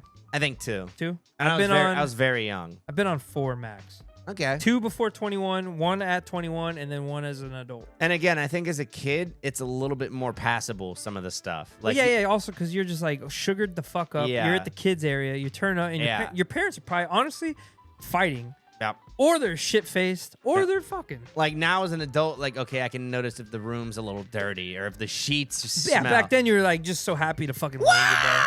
I can have as much ice cream as I want. I do remember it was sick as fuck. I got cool with our guy that was in charge of our room. I wouldn't say the guy that cleans a room, even though he did do that too, but he did more than that. He was like our concierge too. Okay. Every morning, he would make like a different animal with towels and put it on our bed. Oh, that's cool. And I remember that. And when I woke up, I'd have 2 Red Bulls, 1 regular and 1 of the tropical yellow one, a cup of ice, and like breakfast every fucking day was ready to go. And he told me that. Trying to fuck. Yeah, maybe. He was dope as shit. Salamat! Like the towel thing is, I've heard them do that before, but he's bringing you breakfast. That's He did all crazy. kinds of shit, bro. We took a video with him. I wish I was doing content back then. I definitely would have had him in it. I got to know like the more of the inside behind the worker's life, and me and my buddy were like, "Yo, what days do you have off?" I heard it's not great working on a cruise ship. Yeah, probably not. But we were like, "What days are you off?" Or like, "What's your time off?" And he told us. Never. It was like after 6 p.m. on this one day. So I was like, "All right, meet us up at this." Buddy came down, had some whiskey, and smoked cigars with us. So it was cool, man. I fucks with bro. Like, I feel like you gotta like. I feel like I could work on a cruise ship, but like you kind of have like. Depends on what your job is. I would say. Like, I feel like, because it's tough. I've known bartenders on cruises. I've known like someone that worked in like a fine jewelry store of the cruise. The duty free store, I knew someone that worked in there. It's all type, but I feel like being like a regular person that cleans stuff, I would fucking hate it. And you got to be comfortable being just on the water for that long. Like, granted, you get off port a lot more than like a fucking Navy guy. Like that story where the Navy guys were stuck on the boat for like a fucking year. That's I think it's still going on. Like they're in Iran. Like I remember during COVID too. One of my buddies was on a aircraft carrier, and they hadn't seen land in a year. Yeah, because I guess with those nuclear subs, they can go for a long time, a lot longer than the humans want to go. That's for sure. Yeah. Oh yeah, the subs specifically, yes. Well, that's what I'm saying. I'm like, yeah, because they don't have to refuel. Like I guess that was the one good thing about having to refuel is that we have to go to port. So suck me. And now they're like, oh, we're nuclear, baby. You want to stay here for 18 years? Fuck. That'd be a crazy thriller horror movie, like a submarine that like it just will not surface, so they're all stuck down there. I think there is one like that. That'd be pretty crazy. And usually that's like the thing is like the sub gets hit by some sort of something and it starts to sink and they got to survive. Usually that's how it goes. That would be top 3 like worst ways for sure. Like I would not like underwater in a drowning. Yeah, because you're not even drowning. You're dying of lack of oxygen at one point. Depending, or maybe hopefully the pressure will get you like those guys in the imploding. R.I.P. to those guys, but at least it was quick. Well, damn, fuck. I was about to say maybe we should go on a cruise here soon. But talking about imploding and stuff, I don't know about that. Well, at least, if you implode on a cruise ship, God's coming for you at that point because there's not a lot of pressure on a cruise ship, I don't think. I don't know. Well, I need some more content to make songs about, so maybe I'll get inspired. Oh, podcast on a cruise ship. That'd be fun. Oh, we could do that. That could be fun. On the Carnival cruise. Man, I as a kid, again, I had so much fun as a kid. Because you go to the kids area, you dance around. Oh, yeah, the kids clubs. One thing on this last cruise I went on was pretty sick was a silent disco. Do you know what that is? Yeah, you had like the headphones on and stuff. You have That's headphones pretty cool. on with 2 channels, and there's 2 different DJs. And That's they're both cool. playing different music. So one was like top 40 shit. Yeah. And the other was like Latin Spanish shit. Like going in there without the headphones, it's a little weird. No, you don't. You just hear like, and then people shuffling and feet and dancing and like maybe like if a song comes on, people are like, ah, but that's it. That'd be funny here. Oh, yeah. Well, it's actually funny because like one guy going crazy. If you follow me on Instagram, I probably took it down, but I had a video of our boy who was trashed. He started doing the Magic Mike. to when the songs go. But it's funny because the video doesn't have the music. So you just see him wilding out. You just hear squeaking on the fucking. And then he was like making dumb noises too. Because like no one else hears that, so it's like he doesn't hear it, no one else hears it. But I remember walking up in there, and I was like, "Oh, this is cool." They had the lasers, all the shit stuff. But I'm like, "What the fuck's going on?" Because I didn't have headphones. And it's a good way for them to get away like the noise. You can party till 4 a.m. that way. Yeah, and the DJs, if they're good, it could be a good fun time. And so that I'm like, fuck it, because I mean I'm not sure. Is it like quality still good? Like are the headphones good? Oh yeah, this gets kind of like these.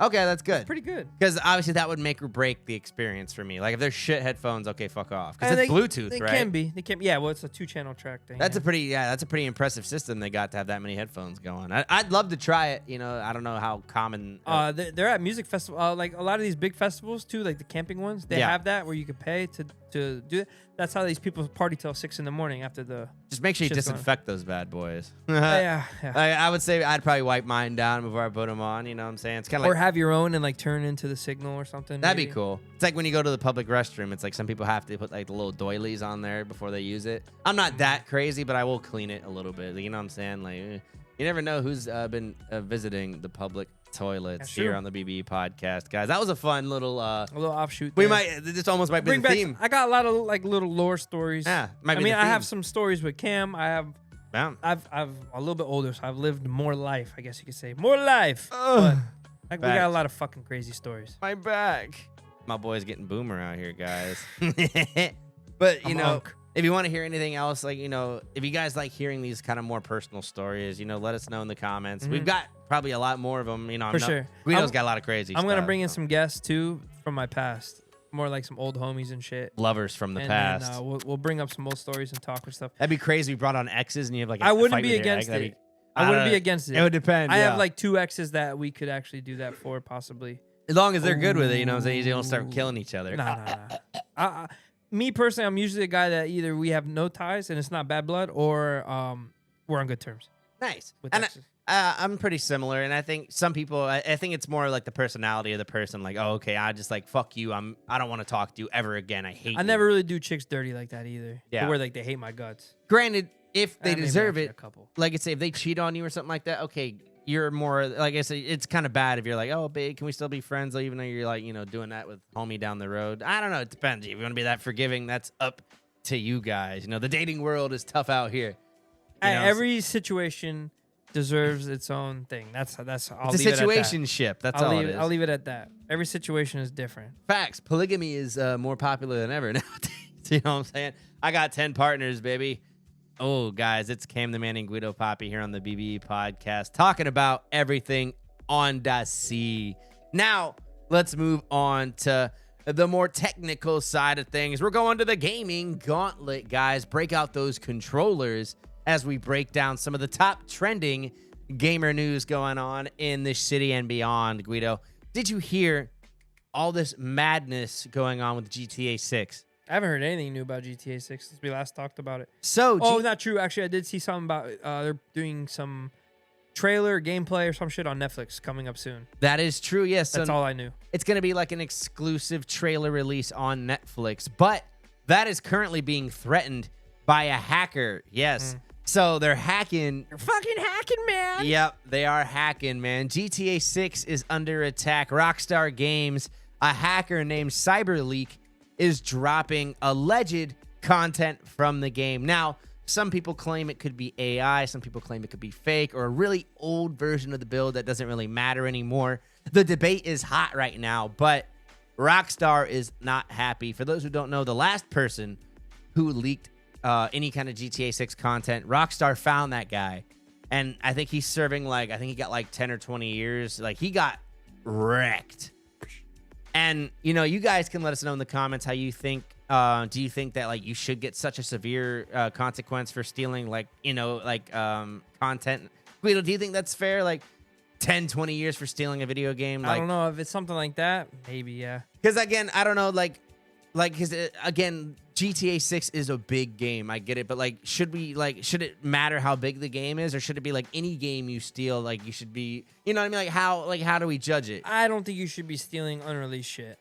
And I agree with you 100%. And I think, and we'll go into this video I have here. But the the main goal, at least the hacker says, is they want justice in the gaming community, Guido Papi. I don't know if you've heard. We talked about this in a couple previous episodes.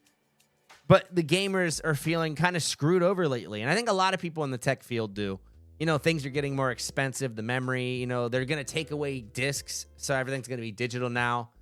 And GTA 6 specifically has introduced some practices that people have been pissed off about. Specifically, the deluxe edition has some things that you can't get in the standard edition, like certain stores and certain missions and things like that. And so some people are on the side of this hacker. It's kind of similar to the guy who popped Homie, you know, the CEO vibe. Oh, yeah, Luigi. Yeah, you know, the descent in the streets, you know, for the man, I guess, is what it is. And Rockstar Games is definitely the man of video games right now. GTA 6 is the biggest thing. That's like, you know, it's bigger than like, I think any movie that's like people are, I mean, Spiderman was big, but this game is going to like change people's lives. It'll probably ruin a lot of people's lives. You know what I mean? People are probably going to never go to work again just to play this game. Guido, I know we've kind of talked about it before. After these little clips and leaks, are you any more excited or will you buy GTA 6 or anything? No?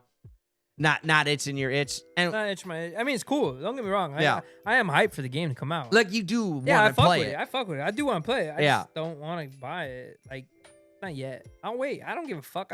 I'm not the guy, like we talked, FOMO. I don't give a fuck. Yeah. If I can do it, I can do it. If the time is right, time is right. If the cards is right. And I'll a lot of play people, obviously, with GTA 6, it's something that people have been waiting for, what, 10 years, 12 years, 13 10 years? plus. Some people are like, I cannot wait anymore, you know? And, you know, I think it's sad. Some people have died probably waiting for GTA 6. That's the sad thing. Yeah, Many waiting people for GTA 6. Dies. I saw some really sad video on social media. He could be faking it, but he's like, oh, man, I have this disease, and I'll never get to actually play it. Like, I just got it. Now I won't get to finish GTA 6. Sorry. And that's it. God damn. And that's if they don't delay it again. Because now some people are worried. I've been hearing that actually lately, too, that it's getting delayed again. Well, because now the hacker, his name is allegedly Cyberleek with EE, well, not an A, like leak with like leak. But he is kind of really messing up their whole game plan because obviously they were going to have this Netflix drop, get people excited for the trailer, and then kind of go into it. I mean, it's only a couple months away. It's supposed to drop in November. But now with this whole situation, they may delay things or they may try. I don't know. In my opinion, I feel like if he has a version of the game and he's threatening to drop it, like I feel like it might be better to drop it sooner rather than later to like try to maybe prevent like him from doing that. I don't know, man. It's tough. There's like all conspiracies, bro. Because then like there's people saying, I know this for a fact. I don't even need to read this or see this or even be really like on social media for this. But like if you hype it up with, oh, it got leaked. It got leaked. Maybe should we delay it? Blah, blah. Kind of seems like it's fake. And you like, it's like, oh, this is Rockstar's way of saying, like, let's make this shit fucking relevant. Yeah. So that way we can put this bitch out and, you know, get everyone talking about it again. And you touch on a good point, and that some of this footage has 100% been like AI generated. Like people are like fibbing, basically. Like, oh, I got the Cyberleek footage, la la la la. For sure. Or like, what if they made a deal with Cyberleek? Like, yo, you hack us. So yeah, you're really getting into like the deep end. You just never know. Yeah. I don't trust nobody. I agree. And nothing, bro. And also, like, yeah, let's say they put the trailers out and shit, and people complain a lot, right? Then they could just say, oh, it got hacked or leaked, and then switch it up again. And it never did or whatever, just because like that was their way of testing out the market. No, and I think, again, I think I like that idea of like sometimes like, you know, the marketing has gotten so interesting now to where you really have to like get like deep web conspiratorial with or it. fake your own death or like all kinds of crazy shit, bro. It's like, and I don't know, and you guys can kind of give us your opinions on it in the comments. Number one, if you agree with like the copyright battle, if you think like, oh, this is like a protest. Yeah. Like, and Guido, okay, let me get your opinion. Do you think this is a valid form of protest, stealing, let's say, the biggest video game in the world and giving it out for free as a way to, like, say, fuck the gaming market? Do I agree with the person that did that? Yeah, do you think, like, it's a viable way of protesting, or do you think it's just, like, or do you think it's, like, bad, or, like, oh, I mean, it's not going to help or do anything? Regardless, I think it's bad, in my opinion. Anything that you're protesting is, like, could be against the law. Like, you wouldn't be like, yeah, hell yeah. It depends. If it's something you really strongly believe in, I would support it if I did. So like, if someone's on the street and they're like protest this, blah, blah, blah, blah, blah. I might not necessarily agree with them, but I'm like, hey, you're exercising your right, blah, blah, blah. Now, are you stealing some shit and putting it out for free? That technically is illegal. Yeah. But sometimes you do got to break the law to set the standard. It takes a couple people. Yeah. And honestly, it is a really hot debate, and I could see a lot of sides from it because the companies have gotten really, aggressive in being anti-consumer. Like, okay, we're going to take away movies, because they're all digital and we lost the license, or we're going to do this, we're going to do that. And so in terms of people defending Cyberleek and like, hey, this is a way to be like, hey, if you guys don't stop, we're going to keep on pushing and we're going to keep leaking games. We're going to keep stealing your content because you're stealing our physical media and you're stealing our rights to content. I don't know. Honestly, just put the fucking game out as is and let's fucking play it. Let's check it out. Let's build the content, bro. My feed's going to be fucking GTA. Oh, it's going to be all GTA. All the streamers are all it's going to be all GTA all day. Regardless of what leaks and what doesn't, I don't think that's going to necessarily really affect the only reason I think it would affect is if there's somehow a full version of the game and they are able to leak it to where someone can download it for like a couple weeks or a couple days at a time. And yes, that will affect sales, but I think people would still buy it because they want the complete real deal. You know what I mean? Because this could be like a 4-year-old version of the game that looks like dog shit. So I've got a quick clip here. He's going to break down some of the stuff we talked about and what's going to happen for maybe the future of the release if they have any changes to the schedule like the here. Comments says this game looks like dog shit. And everyone's hating all the time. Well, and that's the thing before I play this. If GTA 6 ends up being like a bomb, people are going to freak out. You know what I mean? Like, this is, I don't think I've ever seen a game with more anticipation. Well, it's because they hyped it so much, waited 10 years. Yes. And if there's any bugs, if it's fucked up, if it's like, oh, it's laggy, it's like people are not going to have any patience for it. Well, and guess what? No matter how good it is, yeah, there will be people complaining about something. I agree.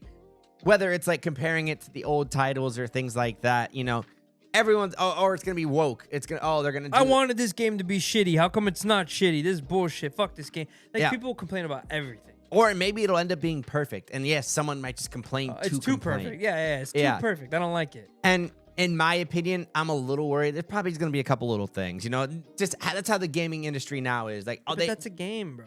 Games are not supposed to be perfect. Yeah. Well, I will say it's gotten a little bit worse to where now, though, like, okay, we'll just patch it later.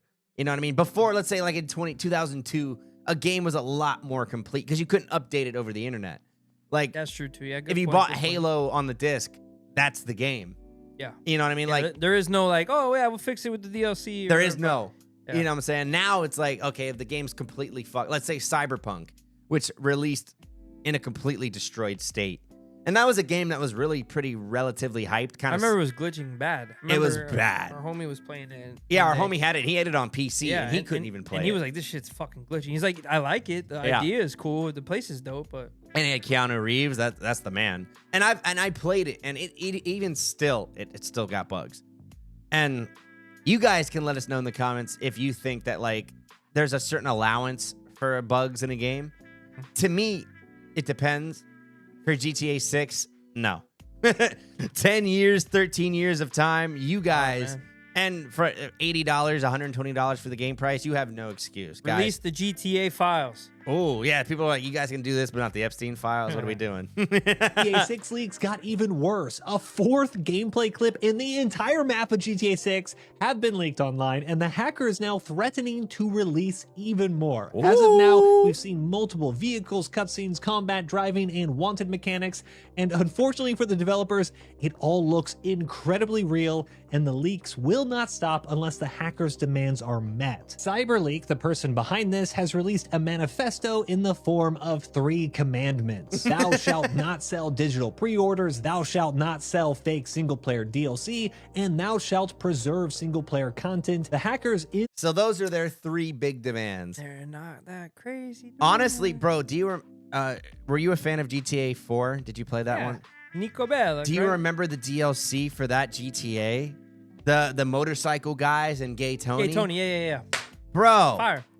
That's DLC right there. Now you get DLC, you pay $20, you get a fucking outfit. You get like you get a couple skins, you get a car, you get like some dumb shit, a new maybe part of the map. map. Back then you paid $20, you got like A whole game, bro. Almost a whole game. A whole game and a bunch of new campaign missions and shit, you know? And with the digital pre-orders, that's also a great point because have you ever pre-ordered like a movie or a game before? Ever had that? No. Now, No. for those who maybe never have, I'll give you a reason why. A lot of physical pre-orders include like bonuses. So it's like, let's say like Spiderman, like the new Spiderman Brand New Day. If you get the physical movie DVD, it comes with an exclusive comic book, and it comes with like some cool coin collectibles and things like that.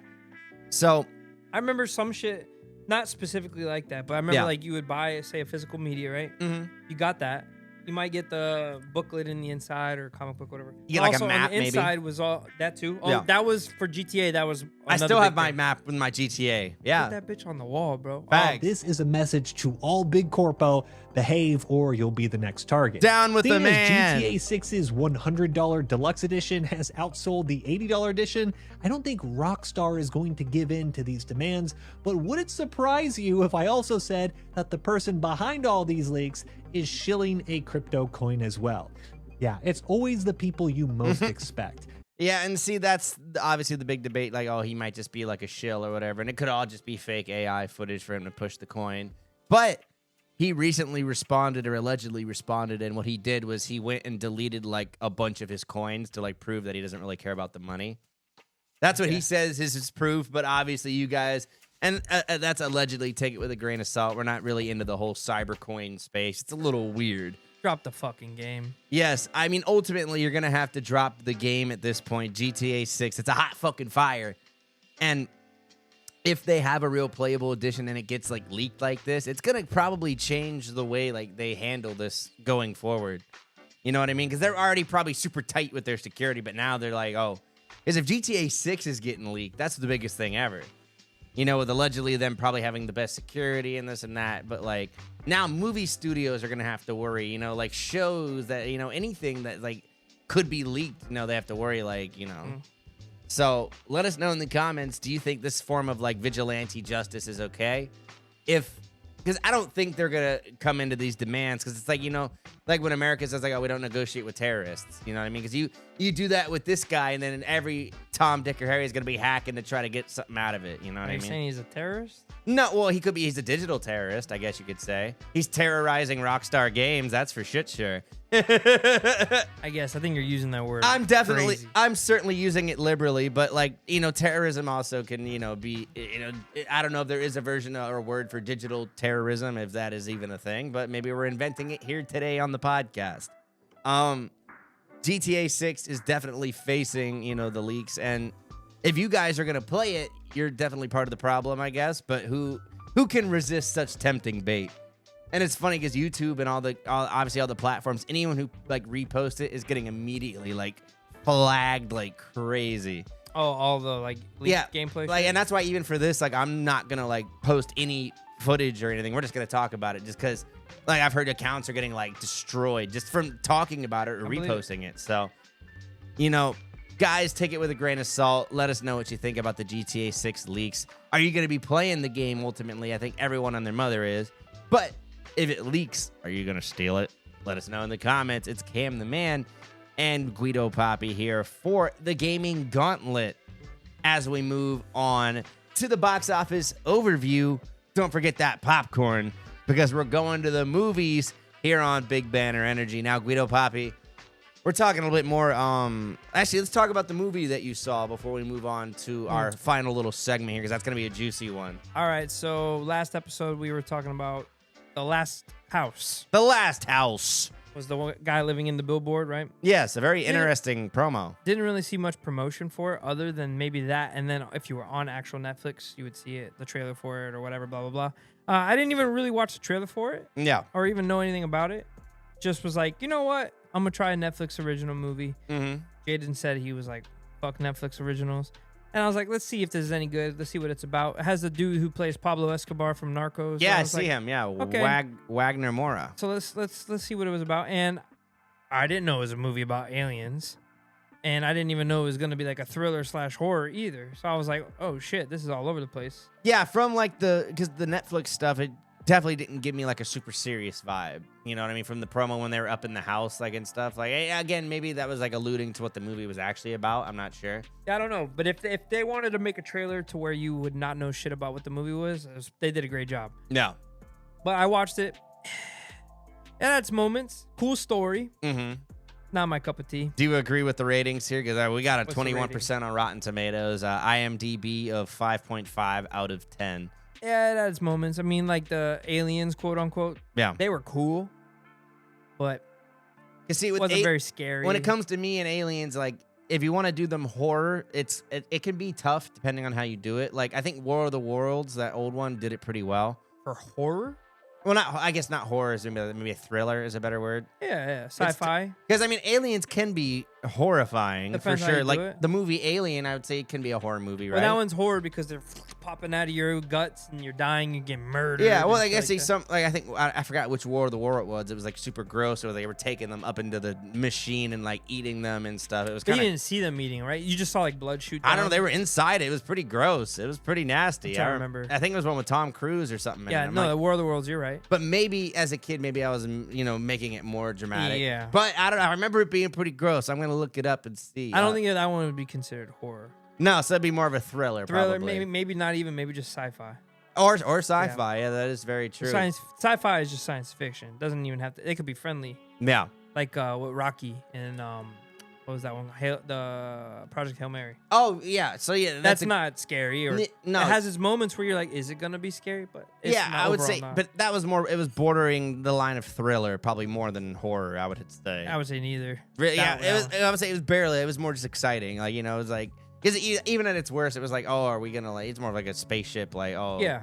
It's not like, oh, so this one definitely borders more on the side of scary. Yeah. But even then, I was like, there is a confrontation with the aliens and shit's going down, and you see stuff, and shit happens. But shit happens. I wouldn't say horror. And so and it's PG-13, so you can't do much with that. Yeah. And that's the thing with horror movies, you're already cucked when it's PG-13, 100%. You're kind of relying on the jump scares. You can't really get gory with it.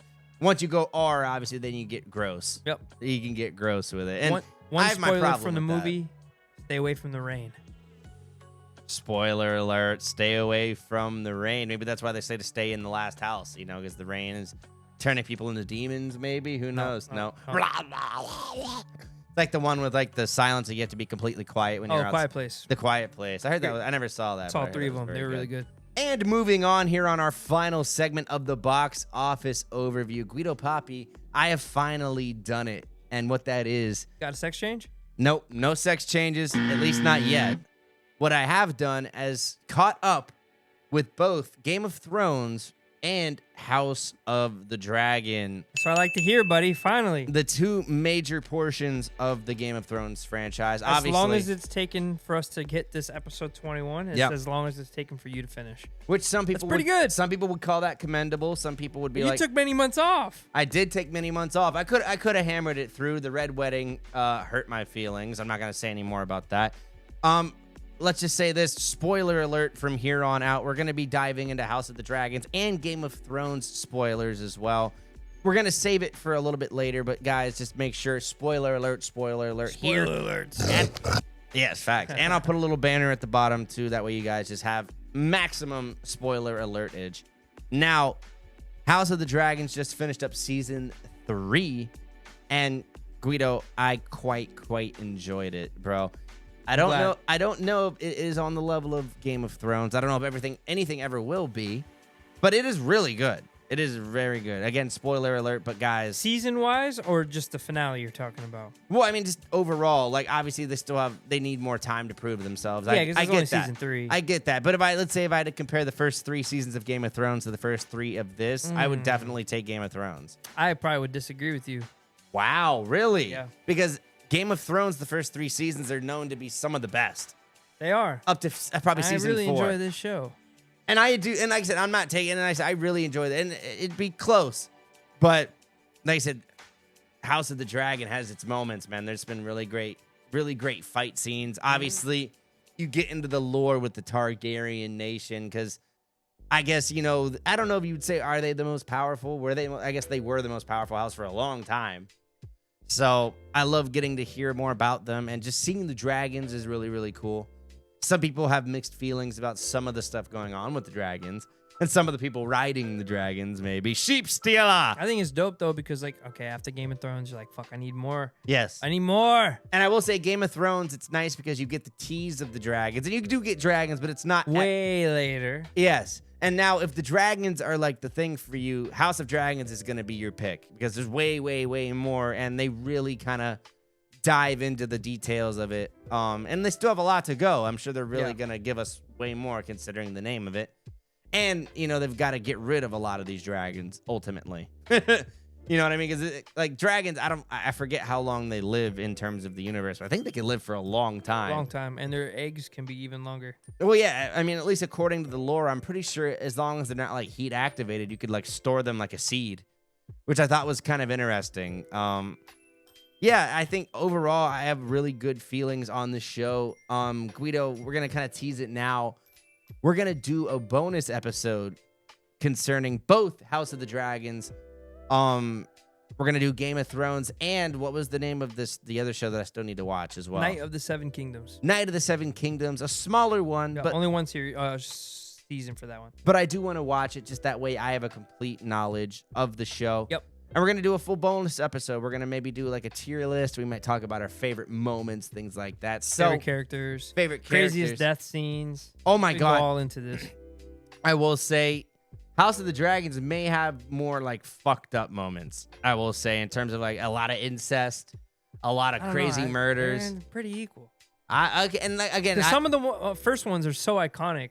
No, yeah. And they really stick with you. And these ones, I feel like they kept that factor, right? Because like the Red Wedding, you didn't fucking think that was going to happen. Well, and I will say Red Wedding, at least so far, has been the most brutal, because that was brutal. That was rough. Oh, yeah, for sure. That was rough stuff. But they kept that. They're like, ooh, we really enjoy that. Like, people really get a kick out of this when we do some shit like that. Yeah. So they knew that going into this one and was like, let's really hone in on that with the fucked upness and the death scenes. Yes. The crazy backplot stories. Yes. Now, I will say season 1, my only issue was the amount of like time travel that they did between like, okay, new actor, old actor. And then now season 3, we've stuck with the old actor or the new actor, which I'm like, okay, cool. I'm getting used to the new Rhaenyra. I'm getting used to the new older Queen Alicent. What about season 2? Season 2, I think they did maybe like a couple flashbacks, but it was mostly again with the new actors. It was just that first one where they had like Supergirl for like half of it, and then they had the new lady, which the new lady, it just was jarring to me just to see the back and forth. And then it wasn't even only them. Some of the other actors also did some, except for fucking Kristen Cole. That dude did not age a lick within like a 30-year time span. He was like the same. He looked exactly the same. Yeah. And I will say that show, you know, I guess one negative is like, yes, sometimes maybe, some characters don't age as much as other, characters, So it's the little details like that. But ultimately, I think I'd give it like a 9 out of 10 so far. I really, really enjoy it. I hope they keep it going. Oh, yeah. And I don't think, at least now, they got this last season got great ratings. People were hyped. Everyone was talking about it. They just finished filming season 2 for the Night of the Seven Kingdoms. So we're getting another one. That's awesome. I know they're going to announce some other shit coming out in the universe. I heard something about, wasn't it Henry Cavill? The dude who plays Superman? He might do something, which is crazy because I know he left The Witcher. Yeah, he did The Witcher, and people love that, too. They hate it now he's gone. It sucks. Well, yeah, because did they replace him with someone else? See, I hate when they do that. They replaced him with Thor's brother, Liam Hemsworth. Oh, really? Okay, interesting. No hate on him, but it's just... No, yeah, it's just not the same guy. Yeah, and Henry, like I said, he's got the same thing. It's like when... He played the character really, really well. I don't know if that's confirmed yet, though. Yeah. But they're in the talks of something.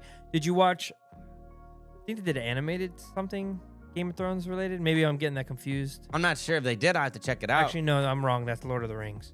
Yeah, they did an animated one. Speaking of Lord of the Rings, I am currently on my path to watching the Lord of the Rings and Hobbit. I'm glad Cam, as an adult, not only going outside, he's staying inside, but he's watching a lot of franchises. Schmeagle Precious. Oh yeah, I can do a good one of that. Gollum. Honestly, when I first saw Gollum, I thought he was gonna be kind of like a goofy, but I'm like, they're developing him a lot. I'm like, the third one, I'm like, oh shit, I'm feeling for him right now, low key. Obviously, it's like a 4-hour movie. I'm like breaking it up into portions. That's the one thing. These movies are long. I love them.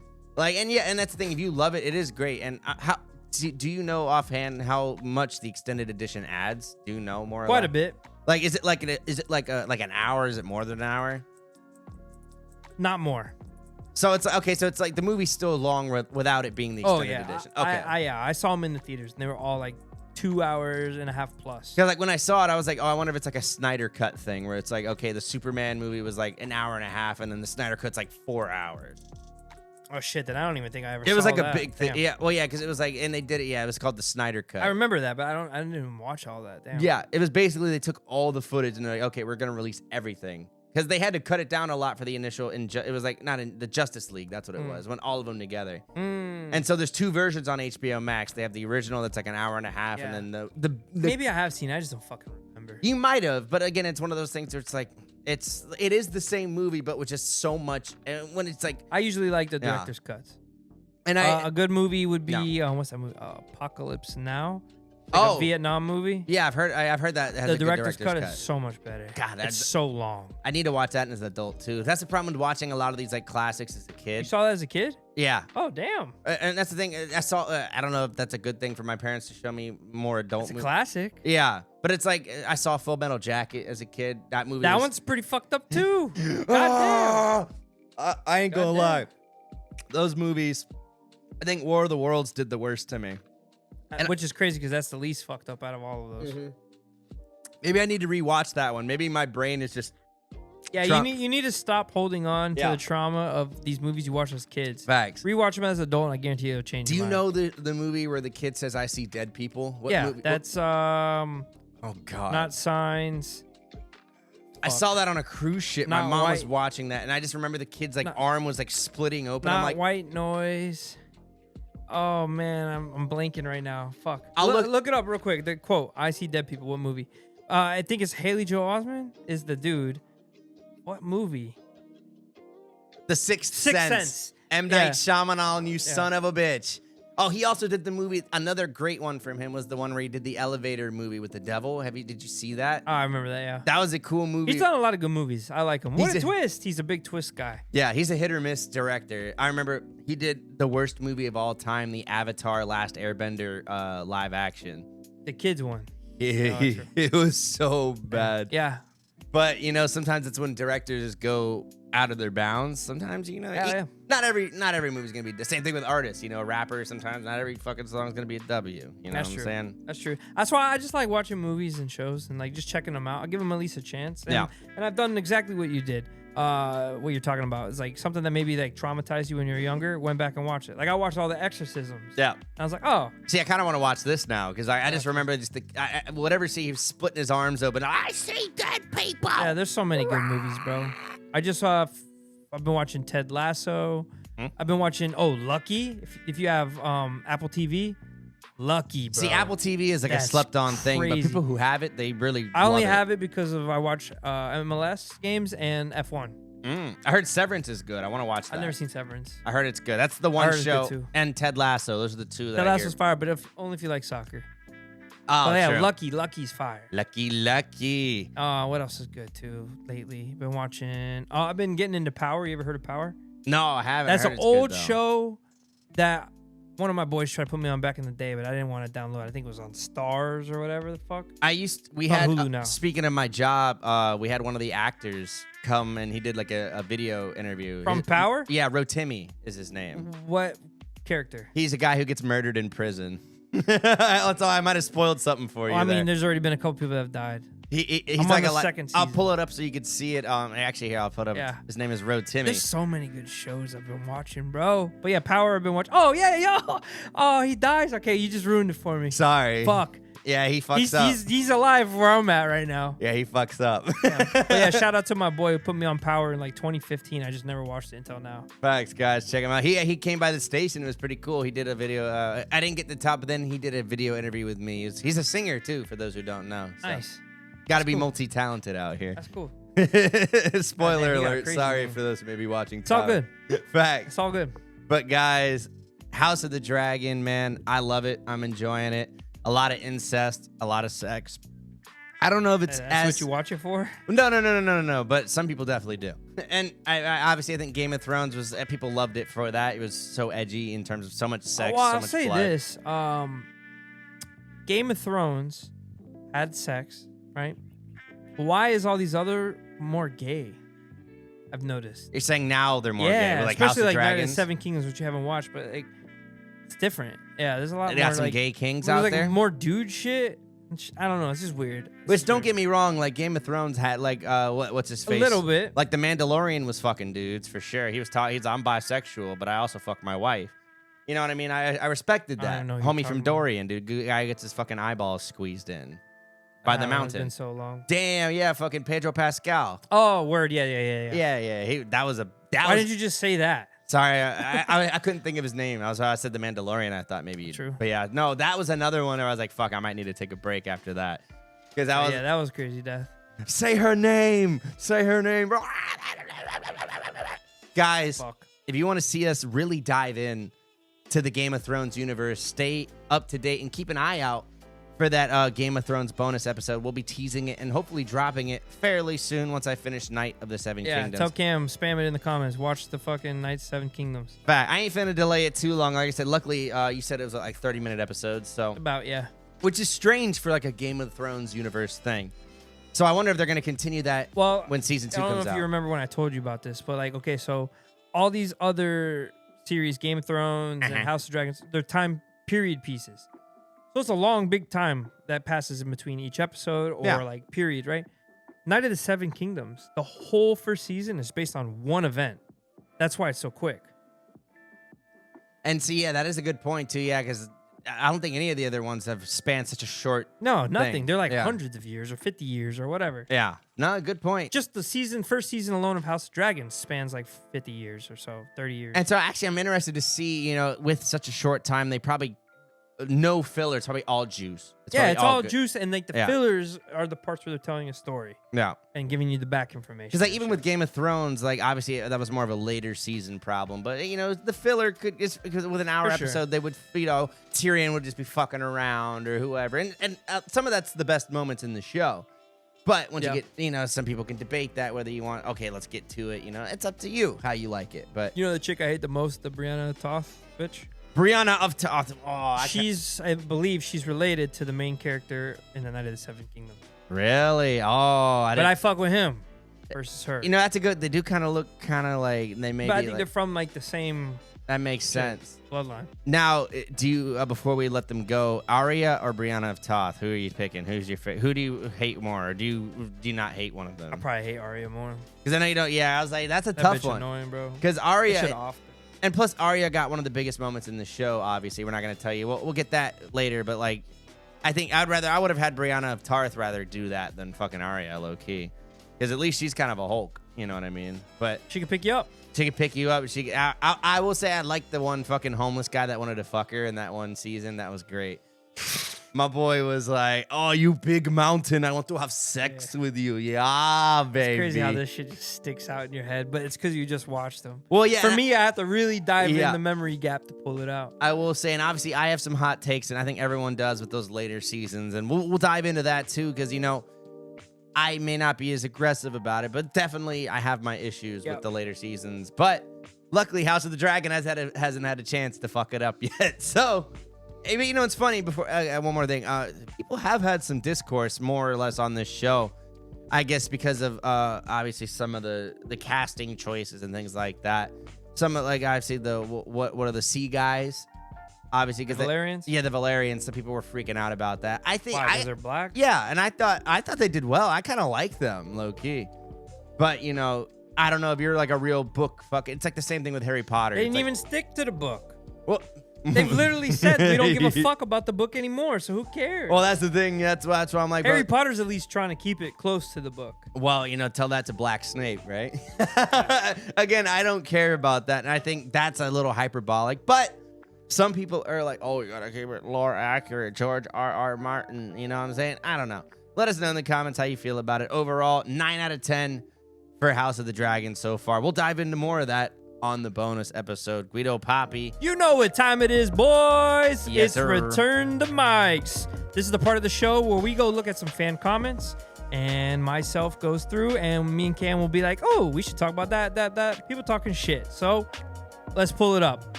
We're going to give you a little shout out. They're telling us that we don't deserve to be on the mic, baby. Yeah.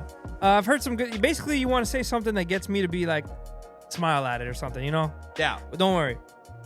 This was on our, I believe, TikTok. We were talking about the flock cameras. Yes, flock camera conspiracy. We had some people going off. I knew this was going to go crazy. Good Yeah. job. Good shout out to you for putting this together. But like everyone was talking shit about the flocks. Did you see anybody saying anything good? I didn't really see anybody in favor. The only people I feel like are advocating are people who use it, like law enforcement and things like that. They love it. Or if you made the thing yourself. Yeah, or whatever. the company loves it and the officers love it, but Well, most private citizens do not love it. This one guy, Augie Jet, Augie with 2 G's, Shout was out going Augie. off in the comments. Sent multiple bing, bing, bing, bing, paragraph. He was paragraph. hollering, bro. I mean, just like literally, the founders believed that a republic survives only if citizens can speak freely, assemble freely, worship freely, think freely, challenge freely. Fuck the flock. And I'm like, that was one of Damn, Papa. Going crazy. I feel him though. I feel him. I love the passion. I love the passion. I love YouTube blocked that comment. It was hilarious. Like I said, we're not professionals ever. We're not experts in any of these fields. We just say what we want, and we're trying to have some fun, right? Unfortunately, Nice. Cam has been catching some slack whenever he talks about games. What was the one you talked about? The Halo? It was Halo campaign involved. Yeah. Did you even play it? I did not. And Not that's at the time. I have played a little bit now, but that's why I gave us some bad Okay, good. take. Yeah, so he was fucked up at the beginning, and people were coming for him. Yeah. Someone was like, it's certainly not a remake standard. Saying that this is a remake is crazy. Yeah. People just talking shit. Well, yeah, I saw one guy was like, "Oh, it's a remaster. It's not a remaster. It's a remake." So I was like, "Oh, okay, my bad." Someone's dog." like, yo, you're kidding me, right? This has to be rage bait. "Return the mic." That was Sleeper Sim. Sleeper Sim. I appreciate it. Sorry for the rage bait, bro. You know how it goes. Return the mics. This one's from our TikTok when we were talking about the drones and when the pilot got arrested. Someone, I just thought this was kind of funny. They were like, someone can permit these nuts. That was Kronk. Kronk, shout out to you. I felt the same way. I like that one. That's my guy right there. This is off of YouTube. This was talking about, same shit, the flock cameras. This is from Fishing Starts Here. It is Big Brother. Kids, you better care about this more than just making fun of it. Boy, we call it a kid, kids boy. And your grandkids will be enslaved by the government if we don't stop this. Good point. It is true. Everyone, like, we all sit here and just make fun of shit and ha ha ha. And Yeah. it's all over the internet. People making fun of it, putting out songs, blah, blah, blah. No, I agree. It's a serious thing. I think ultimately, if the silliness puts an eye to the situation, I think it's a good thing. Let's say like the silly flock song makes people like, oh, that's a situation. Because a lot of people, or if they watch our episode, they don't know. But some people see that and just be like, yeah, shit lit, twin. And they don't. No, you have a good point. It's a good middle ground. For Either sure. or. Yeah. And I could see like an older boomer being like, oh, these guys are just making fun of a serious situation. Yeah, well, like my pops, prime example. Yeah. I like to make jokes all the time, but sometimes like, no, this is not a joking matter. You should be serious. I'm like, lighten the fuck up, bro. Like, let's be serious. If, let's say, like a national tragedy happened, people are going to make a meme about it tomorrow. For sure. But if I want to be serious, I always tell the person, like, hold on, can we pause for a second? Yeah. Let's talk about this. I agree. And I think that's... And if I don't do that, guess what? It's all jokes. You know what I'm saying? That is true. Here's another one from our YouTube. I literally don't know what clip this was, but Greg the 7th said, not gonna lie, y'all sound AI generated. I'm so sorry. Ha! We're fucking AI. This is Guido Papi and Cam that is the man. Cam the man. Ah, come on, guys. That's just our awesome radio feel. You know what I'm Hey. saying? We're just trying to make you guys feel good out That's here. a compliment in my book. I think so. That's a compliment you can give a girl. Oh, my bad. I thought you were AI, shorty. Damn, shorty. Where did I hear that from? Oh, that was in that Drake 20 verse 1. He said to a girl, he thought she was AI. And then Kyle was like, oh, damn, that's a fucking compliment. I'm That's assuming some not riz. the goth girl, right? Nah, it was the Chloe Yummy bitch. Chloe Yummy. Here's on YouTube. This is to our Laotian New Year's vlog. Okay. Shout out by Beats by Dionysus. He said those beef intestines gave Cam some flashbacks of South Africa. That's for sure. Yeah, I remember I had liver when I was in South Africa. It was gross. Oof. The texture is what got me. Flavor was okay, but very rubbery. It wasn't bad or good to me. Oh, liver? Or No, the intestines? Laotian shit. Well, the same thing with the intestines. It was more of a texture thing. It was just like, ooh. True. Like I said, no offense, but Homie was. I just need more flavor, bro. Our homie J-Dog was eating it up. Oh, He's slurping it. I was like, oh, after trying it, he was torturing us. Honestly, after watching him eat, it made me not want to eat anything. 100%. To be honest. Yeah, for sure. This one's on our YouTube on the Deland Cat Cafe vlog. Yes. The homie, official Drew Story, said, is Cam up for adoption? Asking for a friend. But I am up for sale. He's cheap. No. This was another comment by our homie Beats by Dionysus. Shout out to you. This was made me laugh. It was on our episode, the Christmas in July episode. How the fuck y'all choose dick size as a topic? Good point. It wasn't me. It wasn't him. It was Saint Nicholas. That is and he's sticking to his words. Facts. That was you're like homie from Split. He's like taking over. Yeah, a different personality. It wasn't me though. Right. If Saint Nicholas scammed you or did a crime, hey, you gotta bring it up with him. Yeah, if anyone gets a DM and it's asking for money, that's Saint Nicholas. That's certainly not me. You 100%. know when you get those messages, hey, this is Michael Jackson. Tee-hee, I need $50. What? It's gonna be Saint Nicholas scam. I low-key love those. I feel bad for the old people who fall for them, but they are funny low-key. Fuck. This one was off of I think YouTube Shorts. This was oh no, this is Instagram actually. Sorry, this is the one we just posted recently with the ice. Oh, not deportation ice. No. Like do you like ice in your drinks? We had someone, I don't know the name, ESGNLG. What they a name. need to make podcast equipment expensive because what the fuck is this bullshit? You need to return the mics. I fucks with that. That comment fuels me. Facts. That's the only thing.